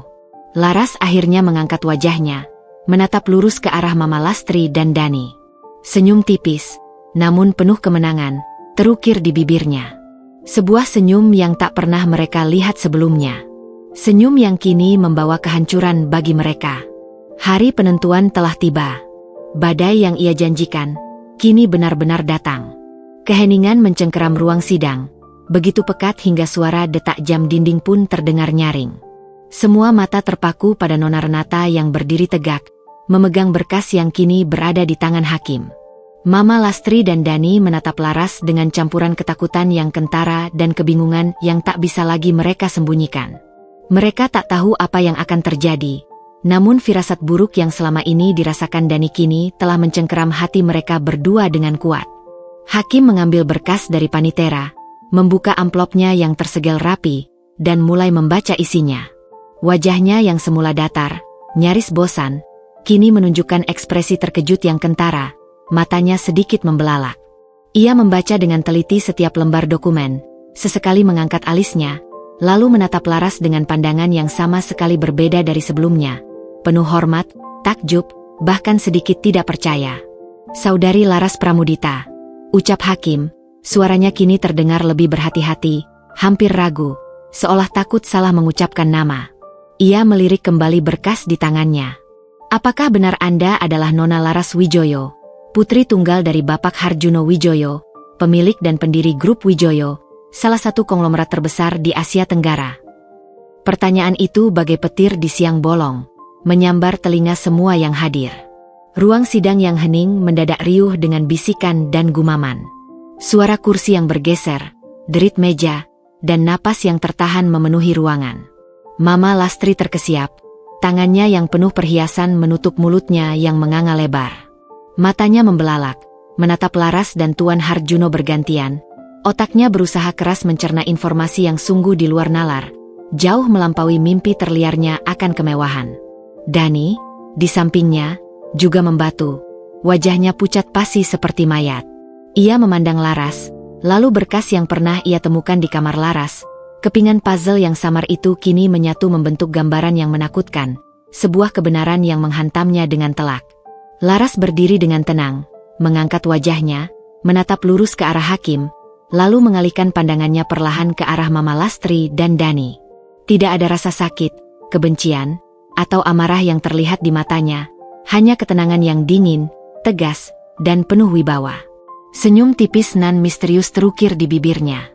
"Benar, Yang Mulia Hakim," jawab Laras dengan suara jelas, mantap, dan resonan, memenuhi ruang sidang. Suaranya bukan lagi suara wanita tertindas yang dulu mereka kenal, yang selalu terbata-bata dan penuh ketakutan, melainkan suara seorang wanita berkuasa yang telah menemukan kembali tempatnya, sebuah identitas yang telah lama tersembunyi. "Saya adalah Laras Wijoyo. Laras Pramudita adalah nama yang saya gunakan selama saya bersembunyi dari penculik dan selama saya menempuh hidup sederhana di panti asuhan, untuk alasan keamanan." Mama Lastri sontak berdiri, tangannya menunjuk-nunjuk Laras dengan gemetar, jarinya bergetar hebat seolah kehilangan kendali. "Tidak mungkin. Dia bohong, Yang Mulia. Dia itu anak panti asuhan miskin. Tidak punya apa-apa selain daster lusuh dan wajah polos. Dia hanya ingin mempermainkan kami, ingin menipu pengadilan." Teriaknya histeris, suaranya melengking tinggi, nyaris tanpa kendali, menarik perhatian semua orang. Nona Renata maju selangkah, menatap Mama Lastri dengan tatapan tajam dan meremehkan. Dengan hormat, "Yang Mulia Hakim," ucapnya tenang namun tegas. "Kami memiliki semua bukti sah dan tak terbantahkan untuk menguatkan pernyataan Nona Laras Wijoyo.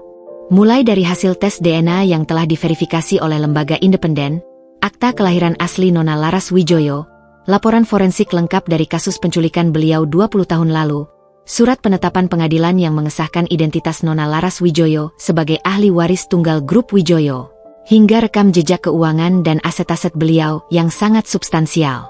Semua sudah terlampir lengkap dan terstruktur rapi dalam berkas yang baru saja Anda terima. Bapak Harjuno Wijoyo sendiri hadir di sini sebagai saksi langsung dan mengonfirmasi identitas putrinya." Tuan Harjuno Wijoyo maju beberapa langkah, tatapannya tegas dan penuh ancaman ke arah Mama Lastri dan Dani. Saya adalah ayah kandung Laras.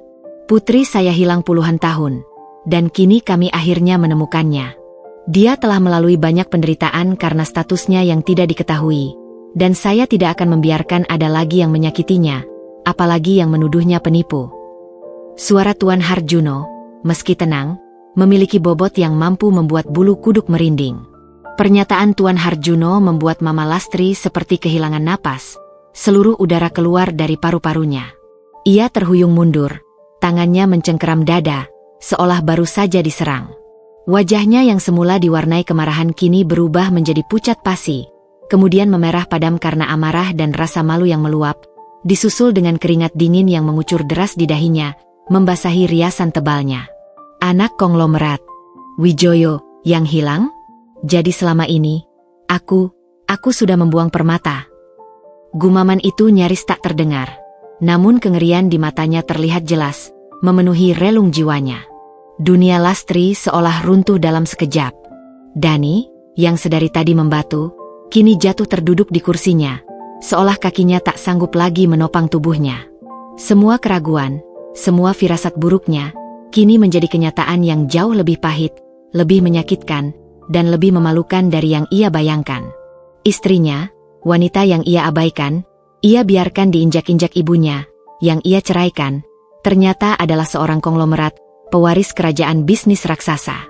Ia teringat semua hinaan yang ibunya lontarkan, semua perlakuan keji yang Laras terima, dan betapa ia tak berdaya membela Laras, hanya bisa menunduk pasrah. Ia telah mengusir emas, bahkan berlian yang paling langka, demi sebuah ilusi semu yang diciptakan ibunya. Penyesalan yang luar biasa, mematikan, menghantamnya, menenggelamkannya dalam rasa bersalah yang tak terhingga. Hakim, setelah membaca seluruh berkas dan melihat respons tak terduga dari pihak penggugat, mengetuk palunya dengan keras. Baik, dengan bukti-bukti yang diajukan oleh pengacara tergugat dan konfirmasi langsung dari Bapak Harjuno Wijoyo, identitas tergugat sebagai Nona Laras Wijoyo, ahli waris grup Wijoyo, adalah sah dan tidak terbantahkan secara hukum. Hakim menatap Mama Lastri dan Dani dengan ekspresi serius, penuh makna. Mengingat adanya informasi baru yang fundamental mengenai status dan identitas tergugat, serta implikasinya yang sangat besar terhadap gugatan perceraian ini, saya nyatakan sidang ditunda selama 1 minggu.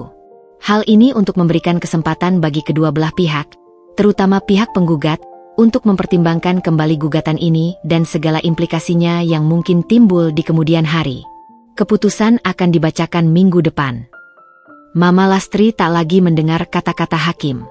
Pandangannya kosong, menatap Laras yang kini berdiri tegak di samping ayahnya dan pengacara kondang, bersinar dengan aura yang tak pernah ia sangka. Laras Wijoyo. Nama itu berputar-putar di kepalanya, menghantam otaknya. Laras, menantu miskin yang ia hina, yang ia perlakukan seperti budak, yang ia usir dengan sombong, ternyata adalah putri seorang konglomerat yang bahkan kekayaannya jauh melebihi angan-angannya.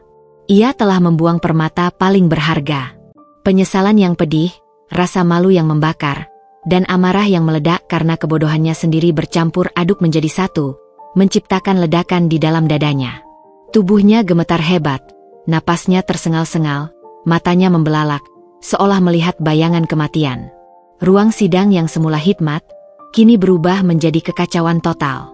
Gumaman histeris Mama Lastri yang tak terkontrol, dipenuhi kengerian dan kemarahan, menarik perhatian semua orang. Wajahnya yang semula memerah padam karena amarah dan rasa malu yang membakar, kini berubah menjadi kebiruan pucat, seperti mayat hidup. Tangannya yang dipenuhi cincin mahal dan gelang emas palsu mencengkeram dadanya sendiri dengan kuat. Jari-jarinya menekan keras seolah mencoba meredakan rasa sakit yang mendadak menusuk. Napasnya tersengal-sengal, berat, seolah ada beban ribuan ton yang menghimpit paru-parunya. Matanya terbelalak, penuh kengerian, terpaku pada sosok Laras yang berdiri tegak, memancarkan aura berbeda dari menantu yang dulu ia hina. Tidak mungkin. Laras Wijoyo. Mama Lastri tergagap, suaranya melemah menjadi bisikan parau yang nyaris tak terdengar. Ia terhuyung ke belakang, tubuhnya limbung tak terkendali. Kebaya brokat mahalnya kusut dan perhiasan yang ia kenakan bergemerincing saat ia kehilangan keseimbangan. Dani, yang sedari tadi membeku di kursinya, sontak tersadar dari keterkejutannya melihat kondisi ibunya. "Mama, Mama kenapa? Ma." Ia berteriak panik, suaranya pecah, segera menghampiri ibunya yang mulai ambruk. Mama Lastri tak lagi merespons. Tubuhnya kejang-kejang sesaat sebelum akhirnya terkulai tak berdaya di lantai ruang sidang yang dingin. Wajahnya membiru dan napasnya hampir tak terasa. Topi arisannya jatuh ke samping, memperlihatkan rambutnya yang acak-acakan. Panitera dan beberapa staf pengadilan langsung bergerak cepat dengan wajah panik. "Panggil medis. Cepat. Ada yang pingsan," teriak salah satu petugas pengadilan. Suaranya menggema di ruangan yang kini diliputi kepanikan. Beberapa pengunjung sidang maju, mencoba membantu, namun tak tahu harus berbuat apa. Nona Renata menatap pemandangan itu tanpa ekspresi sedikit pun. Wajahnya tetap profesional dan dingin. Ia lalu melirik Laras yang berdiri di sampingnya. Laras sendiri tetap tenang, wajahnya datar, tanpa menunjukkan emosi apapun, baik itu simpati, kesedihan, atau bahkan kemenangan yang meluap-luap. Ia melihat Mama Lastri yang terkapar tak berdaya, melihat Dani yang berteriak-teriak histeris, memanggil-manggil nama ibunya, berusaha membangunkan ibunya dengan panik. Laras tak merasakan simpati. Yang ia rasakan hanyalah kekosongan yang dingin, dan sedikit rasa puas yang membeku di relung hatinya. Semua rasa sakit, penderitaan, dan hinaan yang ia alami selama 5 tahun terakhir seolah terbayar lunas di momen ini. Ini adalah konsekuensi langsung dari keserakahan dan kekejaman Mama Lastri, sebuah karma yang datang begitu cepat. Tuan Harjuno Wijoyo mendekati Laras. Tatapannya prihatin namun bukan karena Mama Lastri yang ambruk, melainkan pada putrinya yang telah menyaksikan pemandangan mengerikan itu. Ia meletakkan tangan di bahu Laras, memberikan kekuatan. "Kamu baik-baik saja, Nak?" tanyanya lembut. Laras menoleh, mengangguk perlahan. "Aku baik-baik saja, Pak." Suaranya tenang, seolah tidak ada drama besar yang baru saja terjadi di depannya. Ia telah melatih diri untuk ini. Tim medis darurat tiba dengan tergesa-gesa, membawa tandu dan peralatan first aid darurat. Mereka segera memeriksa Mama Lastri, yang sudah tak sadarkan diri sepenuhnya. Detak jantungnya sangat lemah, dan napasnya dangkal. "Serangan jantung. Ini serangan jantung. Kita harus segera membawanya ke rumah sakit terdekat. Cepat!" teriak salah satu para medis, suaranya mendesak. Dani dengan sigap menggendong ibunya, dibantu oleh para petugas, dan bergegas keluar dari ruang sidang, menuju ambulans yang sudah menunggu di luar gedung pengadilan. Tangisannya pilu, memanggil-manggil nama ibunya berulang kali, suaranya menghilang seiring langkah mereka menjauh. Ia tak peduli lagi pada apapun, fokusnya hanya pada nyawa ibunya. Ruang sidang yang tadinya gaduh, kini kembali hening. Namun dengan suasana yang jauh lebih tegang dan syok. Hakim memandang Nona Renata dengan serius. Mengingat kejadian ini, sidang ditunda hingga waktu yang belum ditentukan.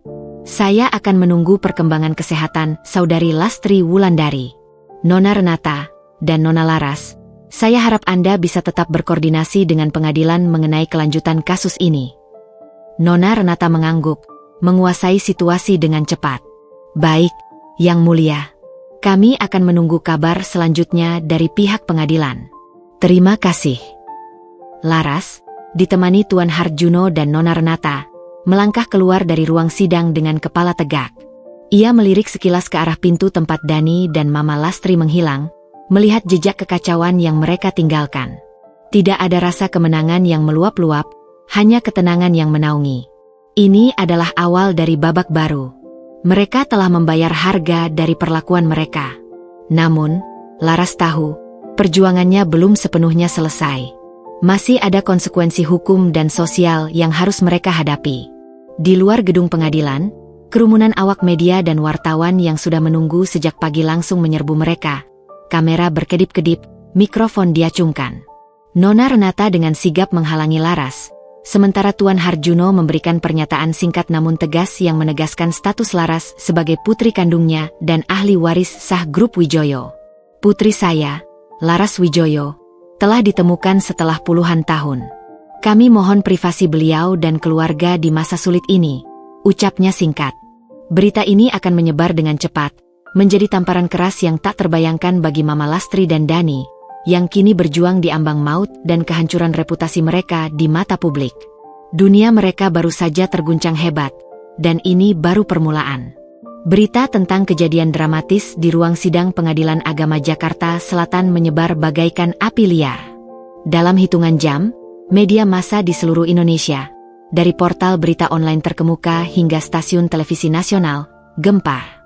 Tajuk utama di mana-mana menampilkan wajah Laras yang tampak datar dan tenang di ruang sidang, disandingkan dengan foto Tuan Harjuno Wijoyo yang karismatik dan gagah. Sebuah kejutan besar bagi masyarakat Indonesia, terutama mereka yang mengikuti berita selebritas dan dunia konglomerat. Menantu miskin penggugat cerai adalah ahli waris grup Wijoyo. Terungkapnya identitas putri konglomerat. Drama pengadilan cerai hari ini, mertua kritis akibat serangan jantung saat identitas asli menantu terungkap. Putri konglomerat yang hilang 20 tahun lalu ditemukan. Kisah cintanya berakhir tragis di meja hijau perceraian. Berita itu segera menjadi trending topik di semua platform media sosial, mulai dari X, dulu Twitter, Instagram, hingga TikTok. Warganet, yang dikenal kejam dan cepat menilai, terbelah menjadi dua kubu besar. Ada yang bersimpati penuh pada Laras, mengecam Mama Lastri dan Dani atas perlakuan keji dan keserakahan mereka yang kini terungkap. Kisah Laras yang bangkit dari penderitaan dan penindasan menjadi inspirasi, sebuah dongeng modern tentang karma dan keadilan. Namun, tak sedikit pula yang meragukan niat Laras, menuduhnya sengaja menyembunyikan identitas hanya untuk membalas dendam dengan cara yang paling menyakitkan. Itu karma yang setimpal buat Mama Lastri. Jangan pernah meremehkan orang, apalagi menindas, tulis seorang netizen di X, yang segera mendapat ribuan retweet. Dani pasti nyesel 7 turunan, kehilangan berlian demi sampah, timpal yang lain, penuh emosi. Paling Larasnya juga punya niat buruk. Kenapa baru sekarang ngaku kalau dia kaya raya? Ini pasti cuma drama balas dendam. Komentar sinis dari kubu yang meragukan, mencoba mencari celah untuk menjatuhkan Laras. Rumah sakit tempat Mama Lastri dirawat pun tak luput dari sorotan media. Wartawan dan paparazzi berkerumun di lobi, di depan IGD, bahkan hingga ke area parkir, berharap mendapatkan kabar terbaru mengenai kondisi Mama Lastri atau setidaknya pernyataan dari Dani. Kondisi Mama Lastri dikabarkan kritis akibat serangan jantung mendadak yang dipicu oleh syok berat dan tekanan emosional yang luar biasa. Dani, dengan wajah kacau, rambut acak-acakan, dan mata sembab yang tak bisa menyembunyikan penderitaannya, terus-menerus mendampingi ibunya di ICU, menolak memberikan pernyataan apapun kepada media. Ia tak tahu harus berkata apa. Kata-kata penyesalan pun terasa tidak cukup. Dunia yang ia kenal telah terbalik 180 derajat. Ia bukan hanya kehilangan Laras, tetapi juga berpotensi kehilangan ibunya, dan kini reputasinya hancur lebur di mata publik. Pekerjaannya pun terancam, mengingat sorotan media yang tak henti. Di tengah kegaduhan dan hiruk-pikuk publik itu, Laras tetap tenang dan terkendali. Ia berada di salah satu properti milik keluarganya yang baru saja direnovasi total. Sebuah penthouse mewah dengan pemandangan kota yang menakjubkan, jauh dari sorotan media dan kerumunan yang mengintai. Nona Renata dan Tuan Harjuno yang mengelola semua urusan publik dan hukum. Nona Renata segera mengadakan konferensi pers singkat yang sangat terencana, menjelaskan garis besar kisah penculikan Laras di masa kecil dan bagaimana ia dibesarkan tanpa mengetahui identitas aslinya selama bertahun-tahun. Ia juga menegaskan bahwa Laras tidak memiliki niat untuk mengambil alih aset Dani atau keluarganya, melainkan hanya ingin meluruskan status hukumnya dan mengakhiri pernikahan yang telah menyebabkan penderitaan fisik dan mental selama bertahun-tahun. Nona Laras Wijoyo tidak akan menuntut harta gonogini dari pernikahan ini. Beliau hanya ingin meluruskan status hukumnya dan mengakhiri hubungan yang telah merugikannya. Beliau adalah pewaris sah grup Wijoyo, dan kekayaan beliau jauh melampaui apapun yang bisa diberikan oleh pihak penggugat, ujar Nona Renata di depan kamera, suaranya tegas, profesional, dan meyakinkan, mematahkan banyak spekulasi. Pernyataan ini sedikit meredakan rumor, namun spekulasi tetap bertebaran di berbagai sudut. Laras sendiri, di bawah bimbingan Nona Renata, mulai merumuskan langkah selanjutnya dengan kepala dingin. Pertama, Ia ingin menyelesaikan proses perceraian dengan Dani secara resmi dan tanpa hambatan lagi, memastikan semua administrasi hukum berjalan lancar. Kedua, ia ingin mulai mendalami bisnis keluarganya. Tuan Harjuno telah menawarkan untuk memperkenalkan Laras pada jajaran direksi senior dan menjelaskan operasional grup Wijoyo secara menyeluruh. Ini bukan hanya tentang balas dendam, nak. Tuan Harjuno mengingatkan Laras dengan lembut saat mereka duduk di private study penthouse itu. Ini tentang membangun kembali hidupmu, mengambil alih masa depan yang seharusnya kamu miliki sejak dulu, dan menggunakan kekuatan ini untuk hal yang baik. Laras mengangguk. Matanya menunjukkan tekad yang kuat. Ia tahu itu. Balas dendam hanyalah babak awal, sebuah penutup dari kisah lama. Babak selanjutnya adalah tentang mengambil kendali penuh atas takdirnya sendiri, sesuatu yang Mama Lastri coba renggut darinya selama ini. Ia juga meminta Nona Renata untuk memantau terus kasus Mama Lastri dan kondisi Dani. Laras tidak ingin mereka sengsara sepenuhnya dalam artian mati. Namun ia ingin Mama Lastri dan Dani merasakan konsekuensi nyata dan jangka panjang dari perbuatan mereka. Terutama bagi Dani, Laras menginginkan sebuah pelajaran yang tak akan pernah ia lupakan seumur hidupnya, agar ia tidak lagi menjadi boneka yang penurut dan pengecut. Setelah semua proses hukum ini selesai, aku akan fokus pada pendidikanku yang tertunda dan mempelajari seluk-beluk perusahaan, Pak, kata Laras pada Tuan Harjuno. Tapi aku ingin memastikan semua proses ini berjalan adil, Pak. Aku tidak ingin mereka lepas begitu saja dari tanggung jawab atas apa yang mereka lakukan padaku. Tuan Harjuno tersenyum bangga pada putrinya yang kuat. Tentu, nak. Kita akan pastikan itu. Keadilan akan ditegakkan. Laras tahu, perjalanan masih panjang. Tapi kini ia tidak lagi sendirian. Ia punya kekuatan yang tak terhingga, keluarga yang mencintainya, dan tekad yang membara untuk membangun masa depannya. Ia telah mengakhiri babak penderitaan, dan kini siap untuk babak baru yang penuh tantangan, namun juga penuh potensi dan kebebasan yang sesungguhnya. 1 bulan berlalu. Mama Lastri berhasil melewati masa kritisnya, namun kini ia harus berjuang dengan pemulihan pasca serangan jantung yang panjang dan sulit. Kondisinya stabil, namun ia menjadi sangat lemah, sering linglung, dan harus bergantung penuh pada Dani. Yang lebih parah, keangkuhan dan harga dirinya hancur berkeping-keping. Berita tentang Laras Wijoyo telah menyebar luas, membuatnya menjadi bahan gunjingan di mana-mana. Teman-teman arisan Mama Lastri, yang dulu ia banggakan, kini menjauh, sebagian besar karena rasa malu atau takut terlibat. Sementara itu, Dani, dengan beban ibunya yang sakit dan reputasinya yang tercoreng, harus berjuang keras.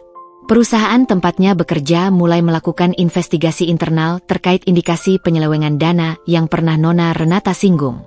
Meski Laras tidak membuka kasus itu, berita tentang skandal perceraian Dani yang heboh dan identitas Laras sebagai ahli waris grup Wijoyo secara tidak langsung memicu perhatian pada segala aset dan keuangan terkait Dani. Pekerjaannya terancam, dan ia kini merasakan tekanan finansial yang sesungguhnya. Ia sering terlihat kurus, pucat, dan selalu membawa beban di pundaknya. Persidangan perceraian akhirnya dilanjutkan seminggu setelah Mama Lastri stabil. Laras datang ditemani Nona Renata dan Tuan Harjuno. Dani datang sendiri, tanpa ibunya yang masih di rumah sakit. Suasana kali ini jauh lebih tenang, namun penuh ketegangan. Dani tidak lagi menatap Laras dengan sinis atau meremehkan, melainkan dengan tatapan penuh penyesalan yang mendalam dan putus asa. Bagaimana saudara Dani Haryanto? Apakah gugatan perceraian ini akan dilanjutkan? Tanya hakim. Dani menunduk. Yang mulia hakim, saya mencabut gugatan cerai saya. Suaranya bergetar. Ia menatap Laras dengan tatapan memohon. Laras, aku minta maaf. Aku tahu aku telah melakukan kesalahan besar. Aku mohon, berikan aku kesempatan kedua. Laras menatapnya. Hatinya tidak bergeming. Ia telah melangkah terlalu jauh untuk kembali. Luka-luka yang diukir oleh Dani dan Mama Lastri terlalu dalam. Maaf, Dani, kata Laras, suaranya tenang namun tegas. Aku tidak bisa. Terlalu banyak hal yang sudah terjadi. Aku sudah lelah. Nona Renata kemudian maju. Yang mulia hakim, meskipun pihak penggugat mencabut gugatannya, pihak tergugat, Nona Laras Wijoyo, tetap ingin mengajukan gugatan balik untuk perceraian. Beliau ingin proses ini diselesaikan secara hukum, berdasarkan fakta bahwa pernikahan ini sudah tidak dapat dipertahankan. Hakim mengangguk. Proses berlangsung cepat. Tanpa perlawanan lagi dari Dani, dan dengan bukti-bukti yang sangat kuat dari pihak Laras mengenai perlakuan tidak menyenangkan selama pernikahan, putusan pun dijatuhkan. Berdasarkan bukti-bukti yang ada dan kesaksian yang telah diberikan, serta keinginan kedua belah pihak untuk berpisah, dengan ini Pengadilan Agama Jakarta Selatan mengabulkan gugatan cerai Saudari Laras Wijoyo terhadap Saudara Dani Haryanto. Keduanya resmi bercerai terhitung hari ini, tanpa pembagian harta gonogini. Palu hakim diketuk, mengakhiri babak pahit dalam hidup Laras. Laras menghela napas lega. Ia melirik Dani yang kini duduk membatu, menunduk pasrah. Ini adalah akhir yang ia inginkan. Bukan kehancuran total, melainkan sebuah pelajaran yang sangat mahal. Dani akan hidup dengan penyesalan, menjaga ibunya yang sakit, dan menghadapi konsekuensi dari pilihannya. Beberapa hari kemudian, Laras secara resmi diperkenalkan sebagai Wakil Direktur Utama Grup Wijoyo. Dengan bimbingan Tuan Harjuno dan Nona Renata, ia mulai terjun langsung ke dunia bisnis yang kompleks. Laras mengambil kuliah daring untuk menyelesaikan pendidikannya yang sempat tertunda, menunjukkan bahwa kecerdasannya tidak luntur. Ia membiayai beberapa panti asuhan di Indonesia, termasuk panti asuhan tempat ia dibesarkan, memastikan anak-anak di sana mendapatkan pendidikan dan kasih sayang yang lebih baik. Sementara Laras melangkah maju, membangun kerajaan dan kehidupannya yang baru, Dani dan Mama Lastri terperangkap dalam konsekuensi perbuatan mereka. Mama Lastri terbaring lemah, hidup dalam penyesalan yang terus-menerus. Dani merawat ibunya, bekerja keras untuk menutupi masalah finansial dan hukum yang menimpanya. Setiap melihat berita tentang kesuksesan Laras Wijoyo, hati mereka mencelos, dipenuhi rasa iri, penyesalan, dan rasa malu yang tak terhingga. Mereka telah kehilangan berlian demi debu. Laras tidak lagi membenci mereka. Ia telah mencapai keadilan yang ia inginkan, dan kini ia hanya fokus pada masa depannya. Sebuah akhir yang tidak terduga bagi banyak orang, namun bagi Laras, ini adalah keadilan yang sempurna.